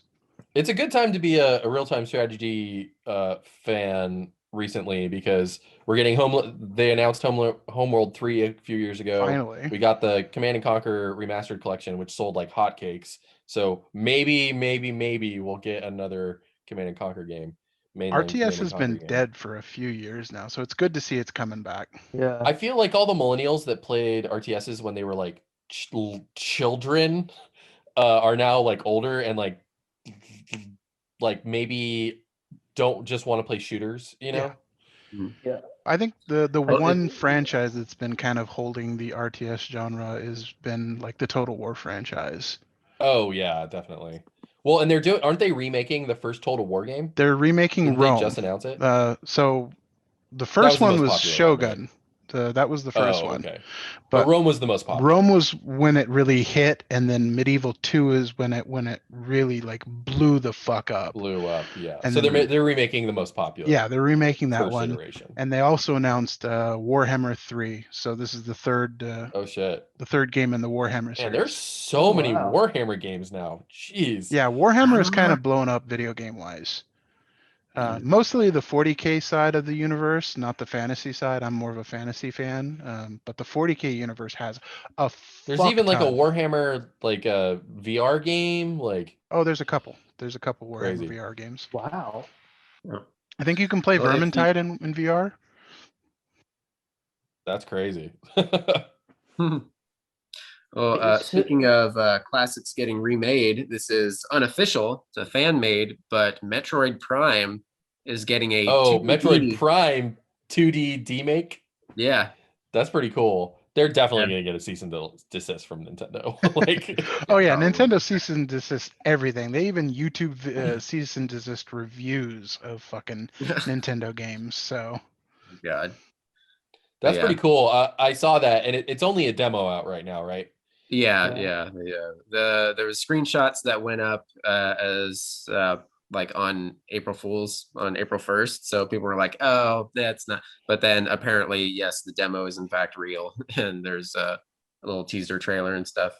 But yeah, looks fun. I mean, we need something to tide us over while they spend another 10 years on Metroid Prime 4. I mean, I was just reading on Reddit. Somebody made a mention that Nintendo has not officially mentioned Metroid 4 in over 800 days.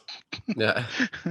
Yeah. Yeah, it was their what's the big Nintendo like press event or whatever.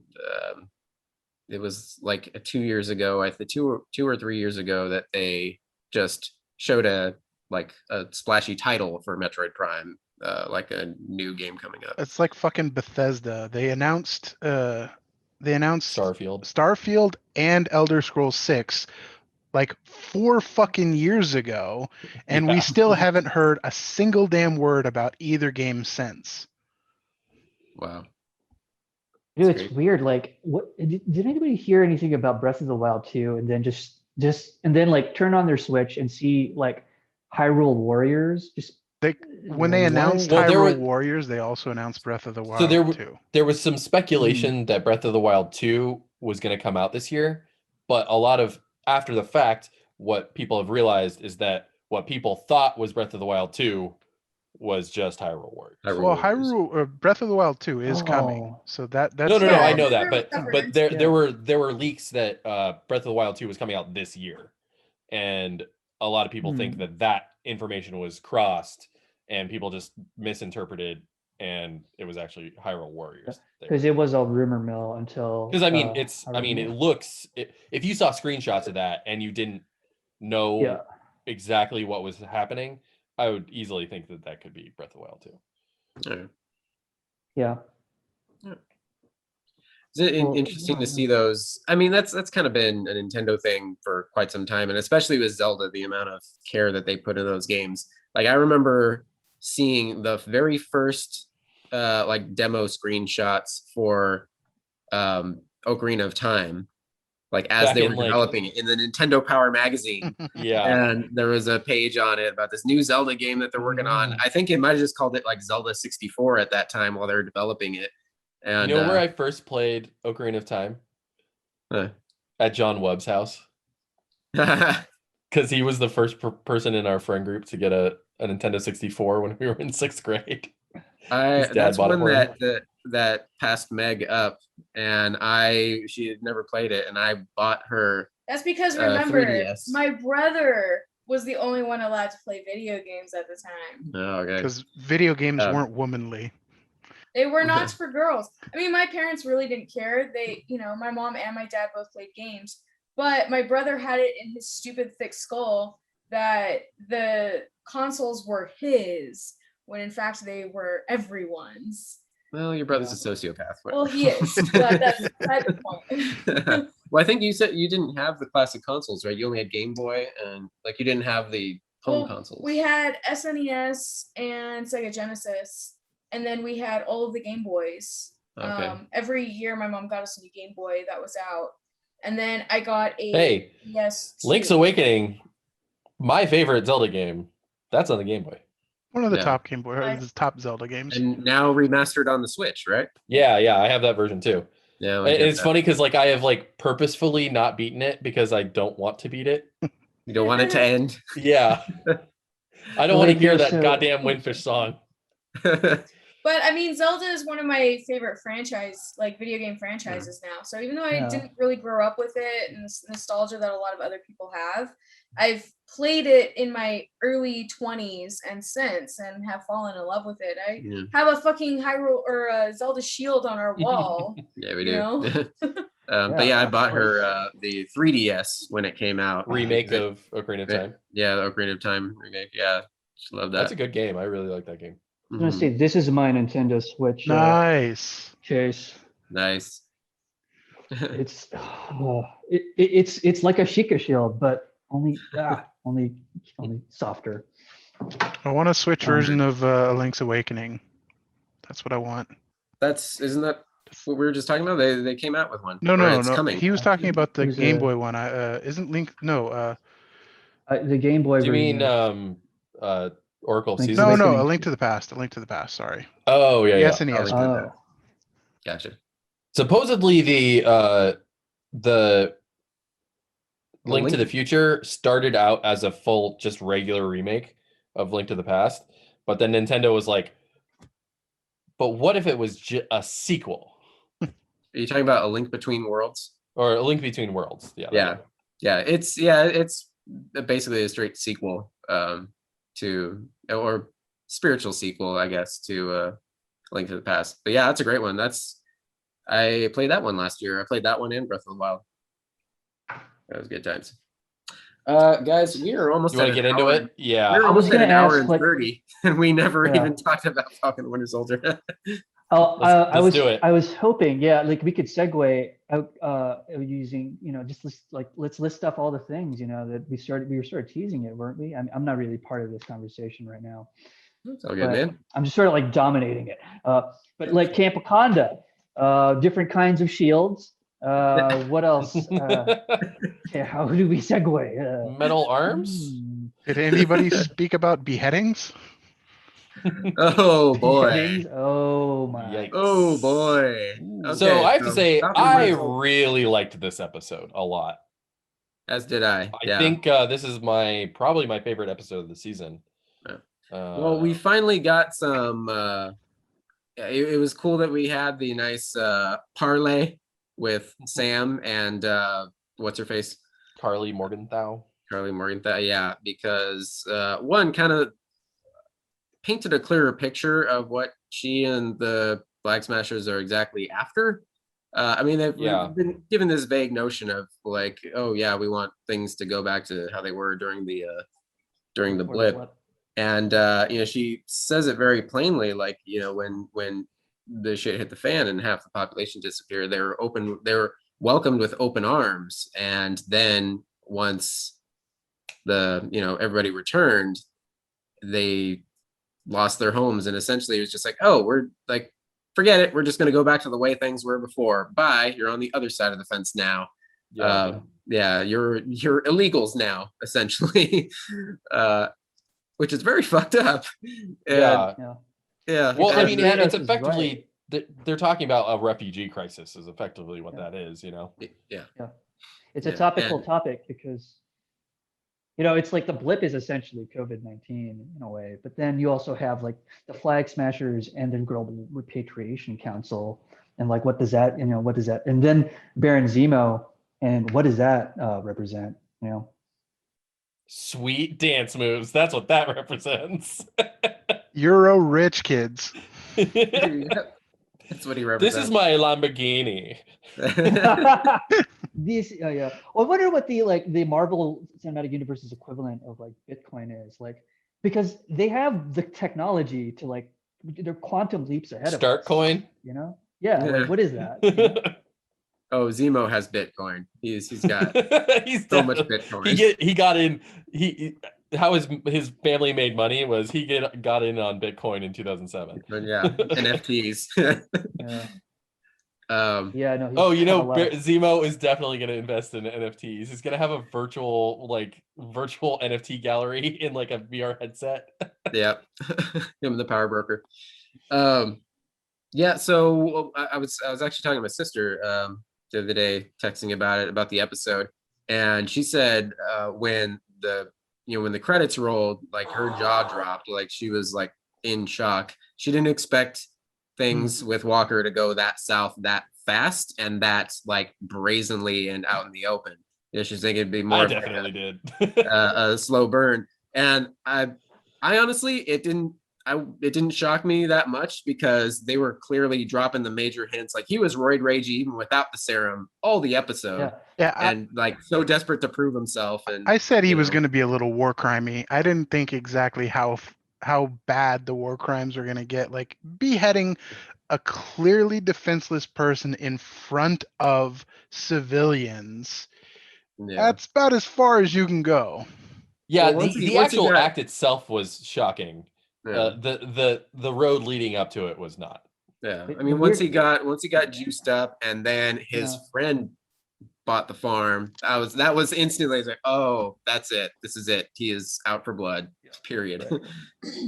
Sean, But that's a funny thing is like I think we never actually saw him take the sip, right? We saw him do everything that was possible that Cap could do, jump like 3 stories up and everything, with just withstand like huge injuries. And so, but then we see immediately that everything's like really bad, right? Like Yeah. I thought that he was going to go and do something horrible and then take the serum or have to wrestle with possibly needing the serum in order to like be a true super soldier and get all like smart in the head about his soldiering.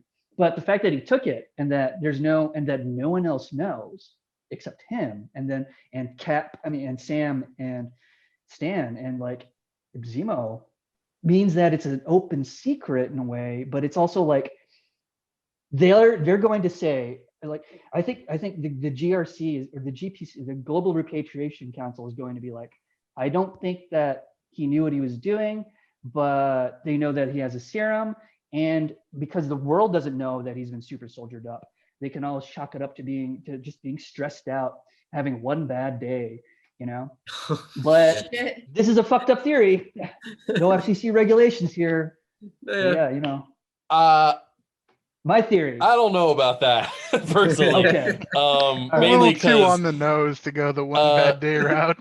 yeah, mainly because all those motherfuckers had their phones out. That's also the other thing. Yeah. And They like, caught you in 4K. yeah, exactly. I didn't mean. So I'm glad you're punching holes in this argument, because I was a little worried I was surrounded by like Zemonites and flag smashers and I'm kidding. Of course not. Well, and that's actually, so that's something that I've really appreciated the show has done, and why this episode really I think stood out to me was because they started to get at the message that they've been dancing around the rest of the show, that there is a sympathy to these characters that I did not expect them to take. Yeah. They're actually talking about their plight with some semblance of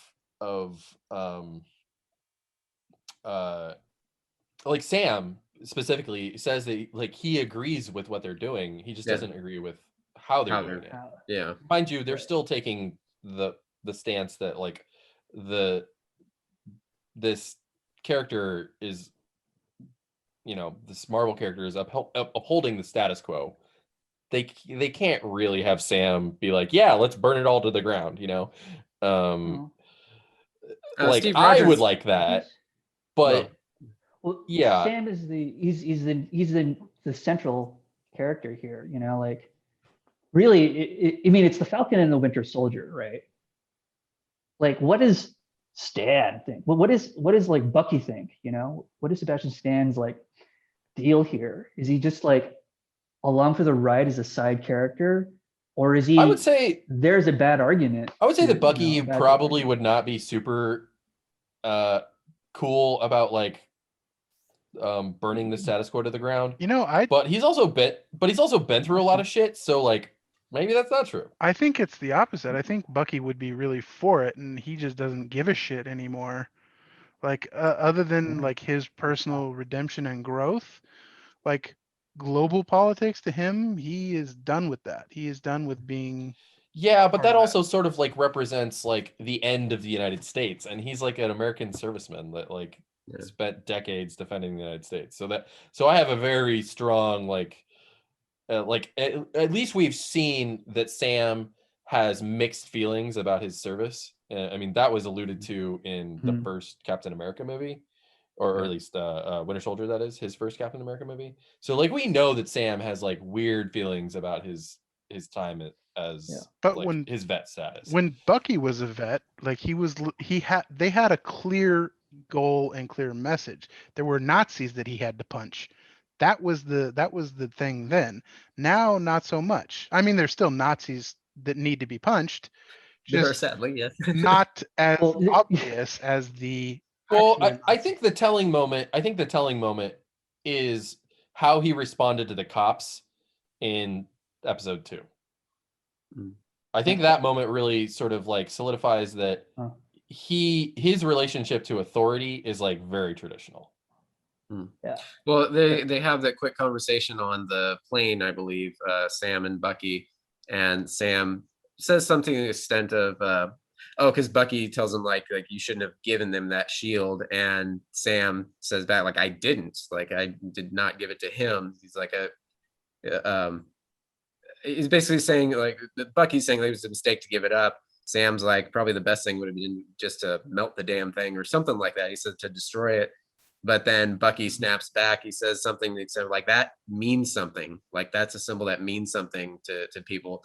Now I don't know how much of that is like political oorah go Team USA or just his allegiance to Steve and what Steve fought for. I think Yeah. it means more to the world than just America now. I think Captain America has become a global savior figure in his He literally saved the planet. yeah, So in his work with the Yeah. Avengers. So I mean, it's not Yeah.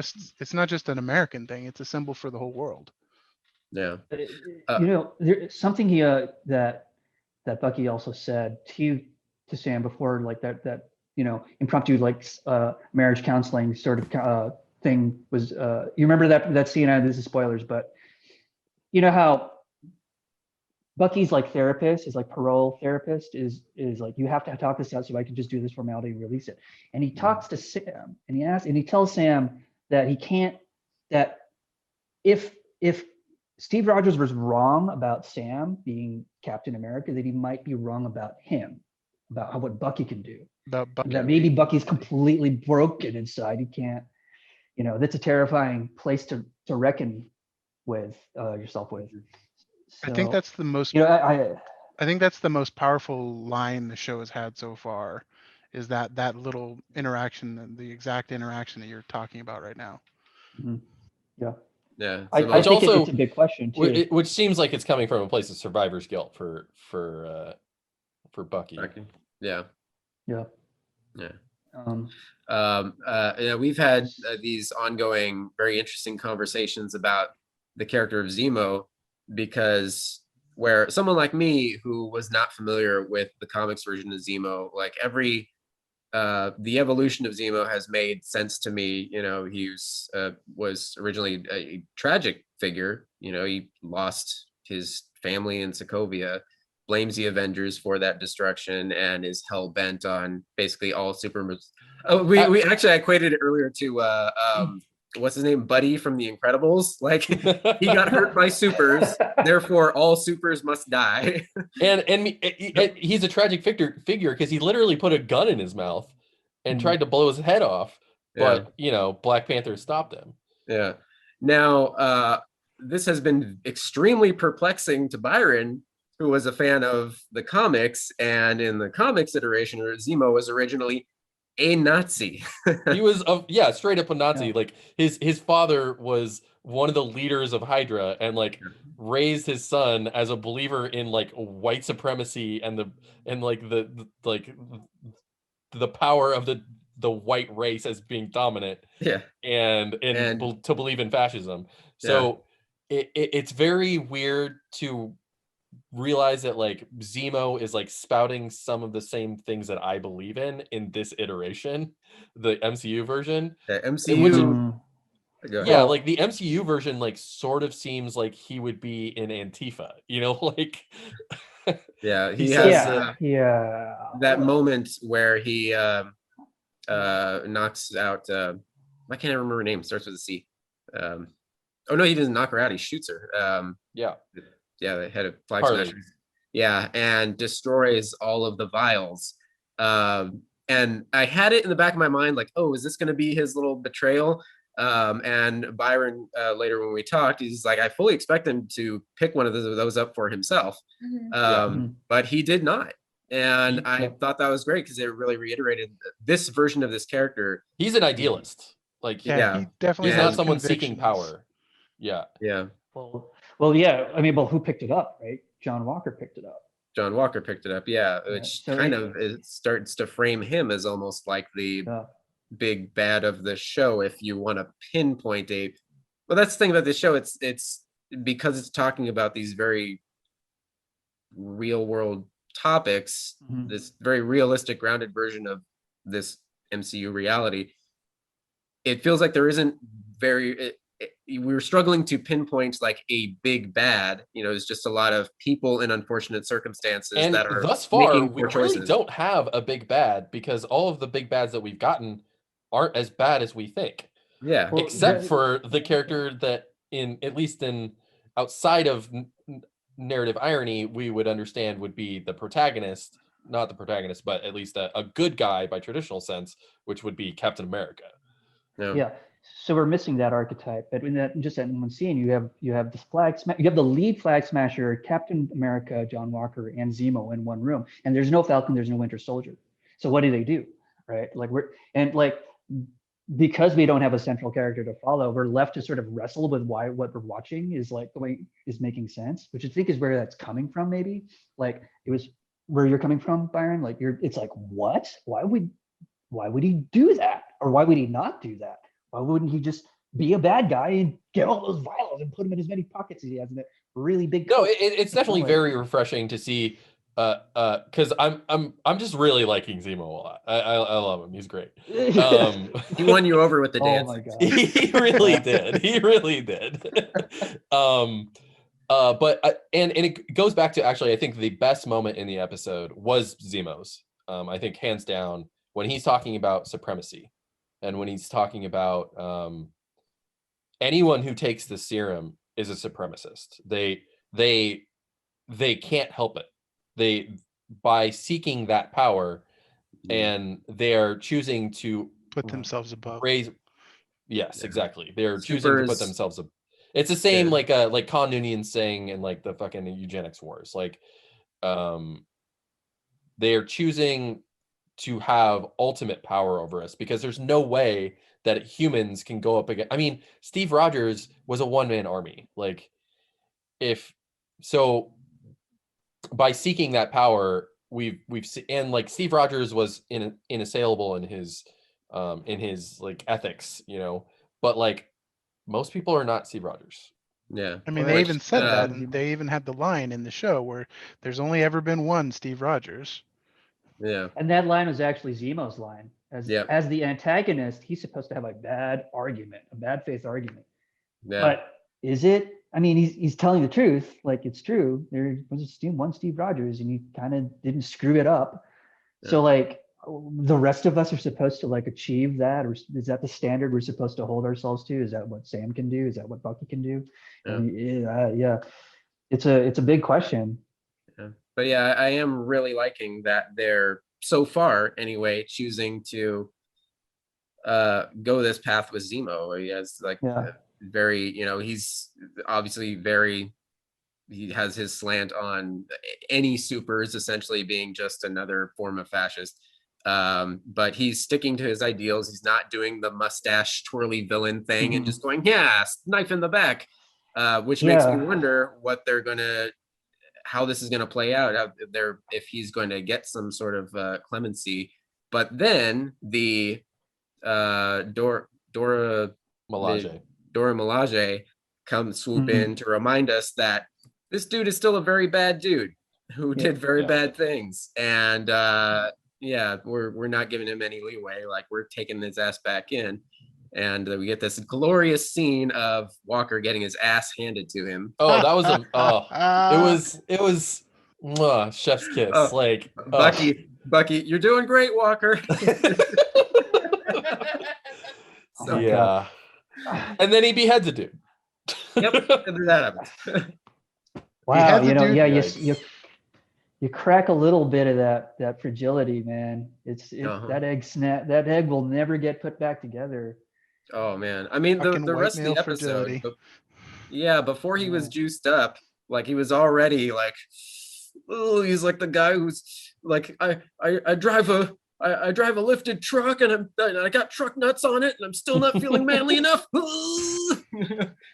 God, it's wild how great of a job they are at drawing that stereo, that archetype, and just turning the volume up on on John Walker and being like, see, it, like, it's entertaining and also like, oh God, it's so weird to see that, to be like, oh my God, they really took it down. They really took him down.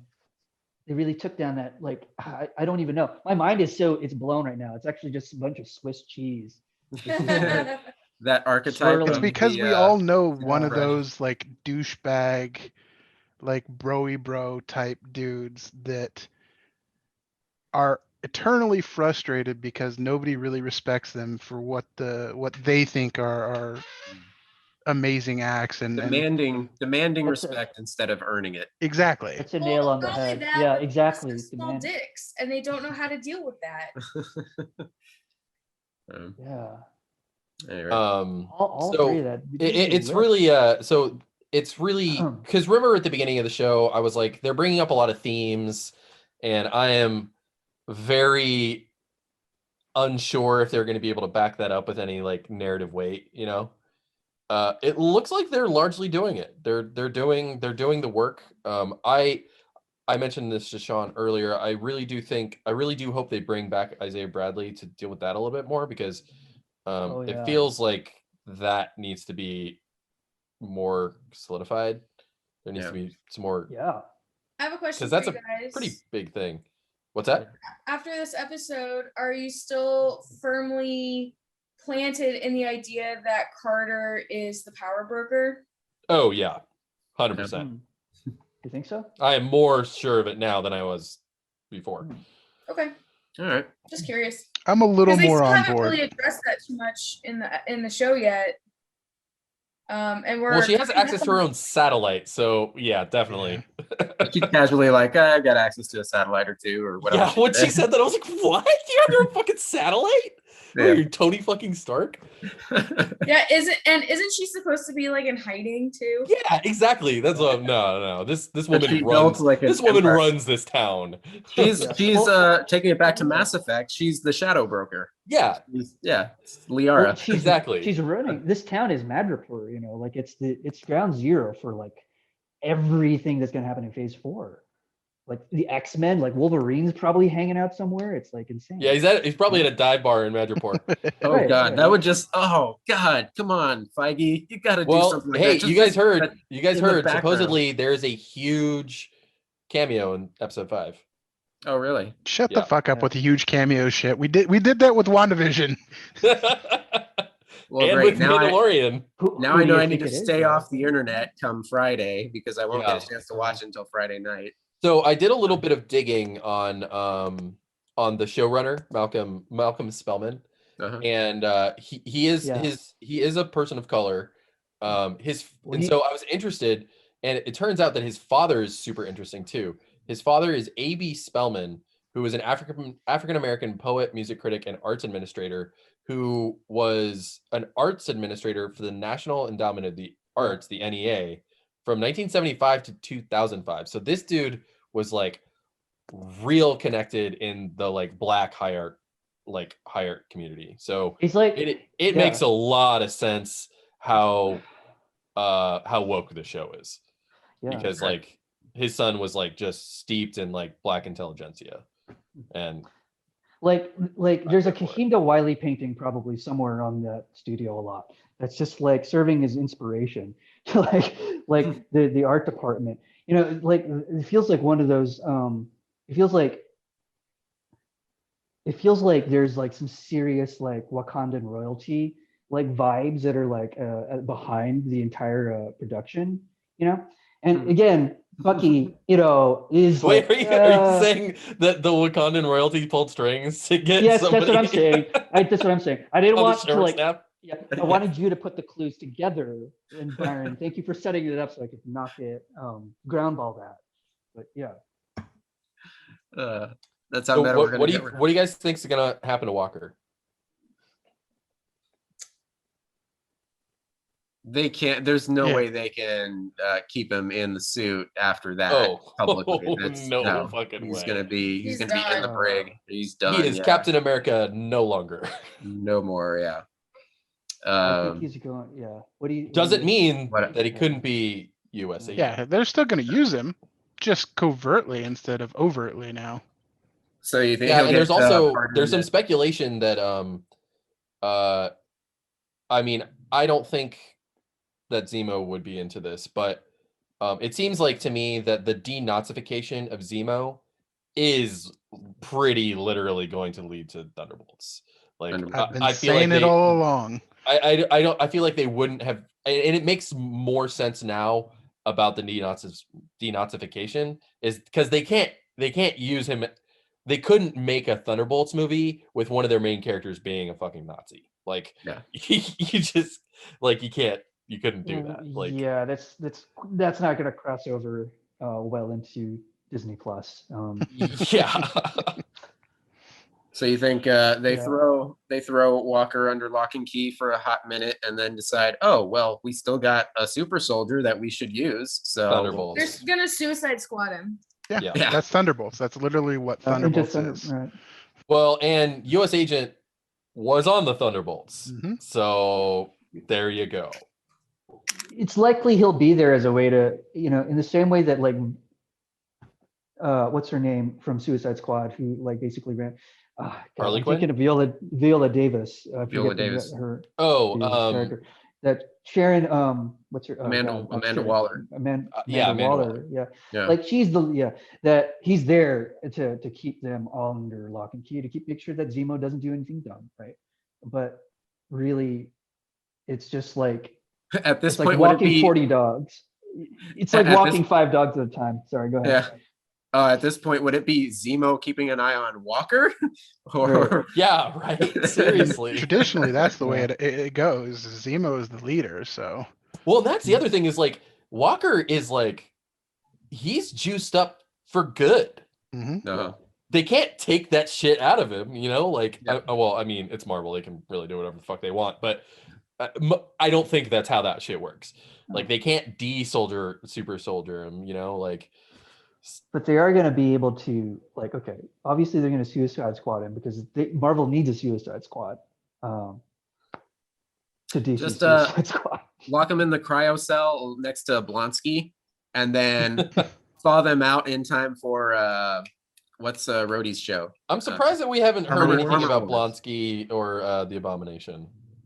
Well, he's coming back for Armor Wars. Oh, that's right. Yeah. Good call. Or wait, no, Are we gonna get no. our I think he's gonna be. I think he's gonna be in She-Hulk. I think that's what I heard.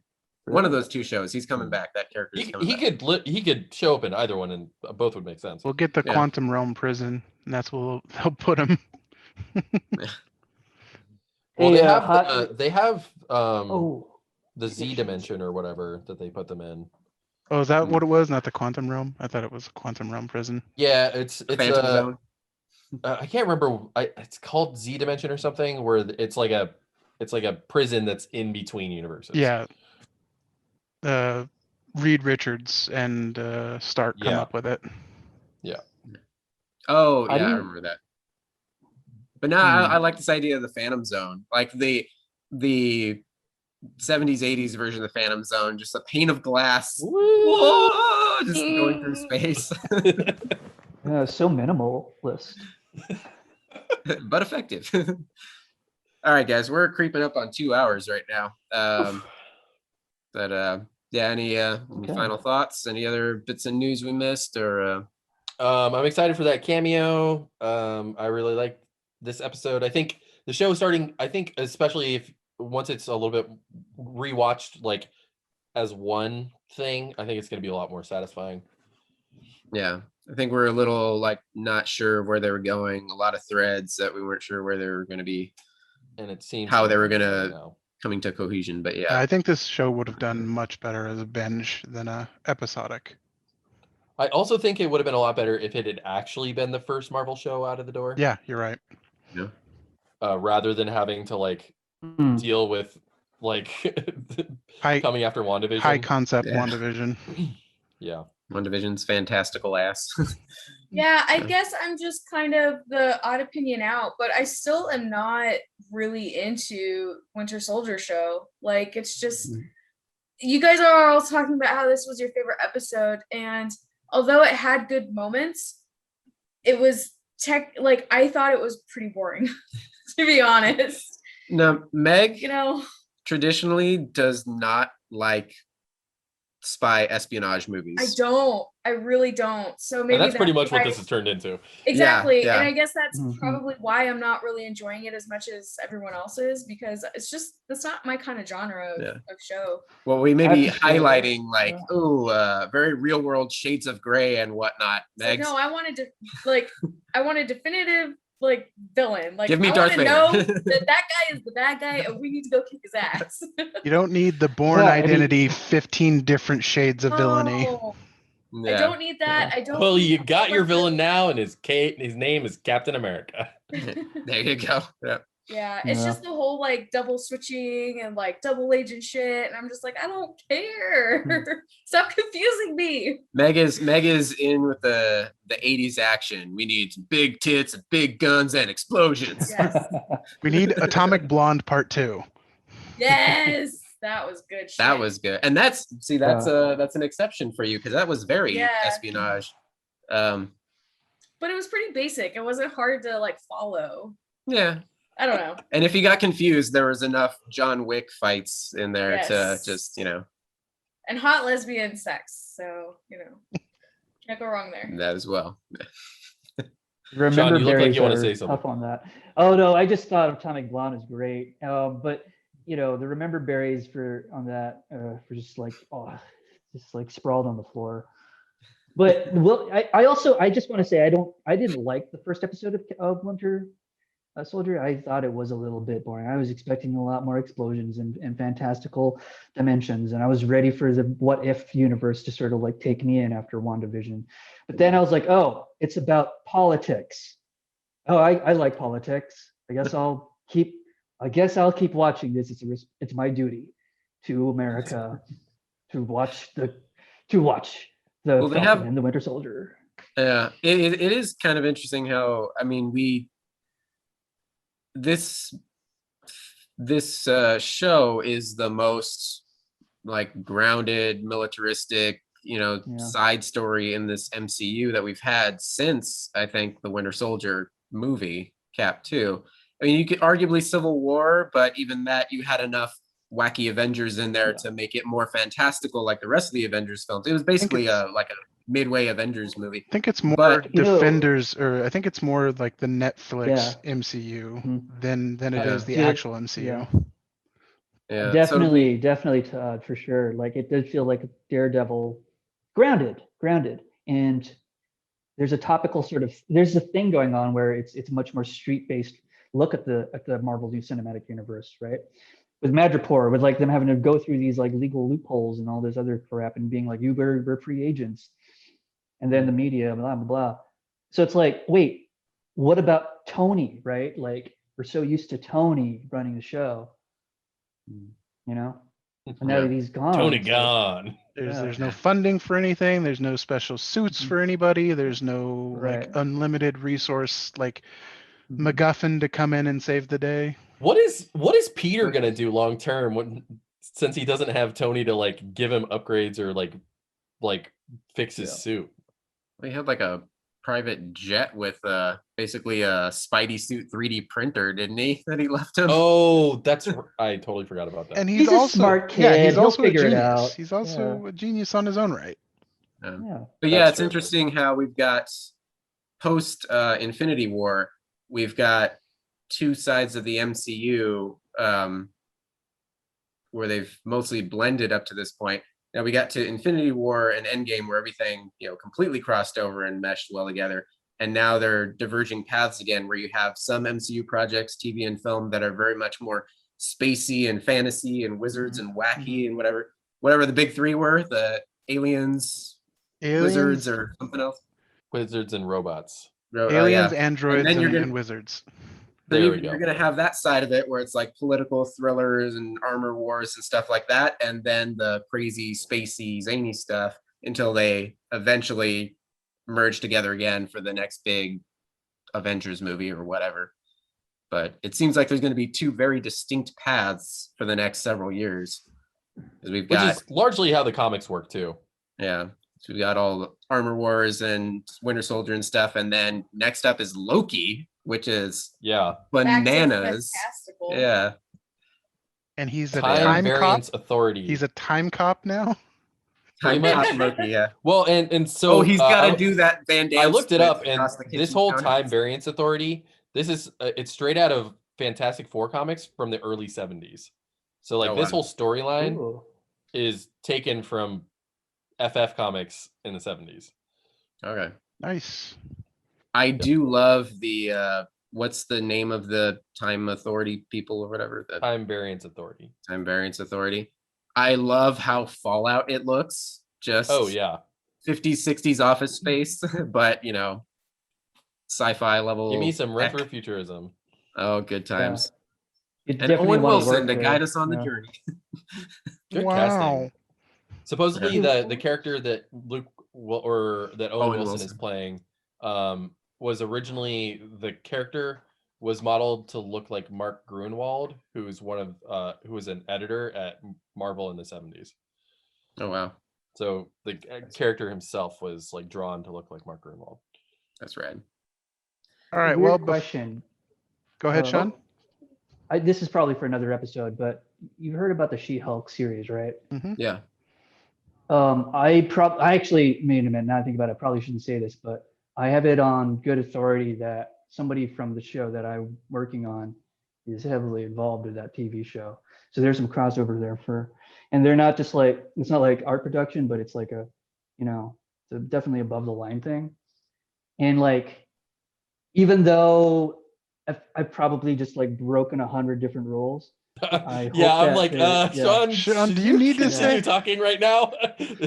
I hope that you believe me. Are we going to get a cease and desist letter for this episode of getting off topic? Hey, any press is good press. Yeah, that's what I'm trying to do. I'm trying to stir up the pot here because nobody. I don't know if anybody wants this soup.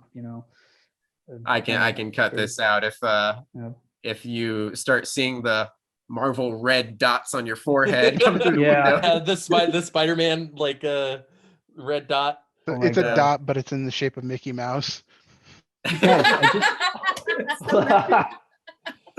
Laser sight. Sean Tarjyoto was assassinated in his apartment today. I just got an email from some guy named Kevin Feige. And technically, Sean works for Disney too, so. Yeah. Oh yeah, that's why I'm sorry. I'm intentionally causing a ruckus. You can cut this out if you want. It's all good. No, we're keeping all of it. All of it. Yeah. Every last minute. Todd, you said you were gonna. Oh no, I was just gonna say. Oh no, actually, it's all. Oh, sorry, go ahead. I'm zip. I was just gonna say before we go, Meg, what's the status on your blanket there? Dude, I am so close to being done. I'm on the last row of it so far, and then it'll be done. Ugh, it doesn't even fit in the screen. Ooh. Nice. It's a big blanket. It's a decent couch cuddling blanket. Yeah. It's for my sister. Now you gotta knit a giant "getting off topic" logo in the middle of it. All right, guys. We at least have to cut the recording because we're at 2 hours now, and we want people to actually listen to this show. So thank you for joining, guys. This is Tony.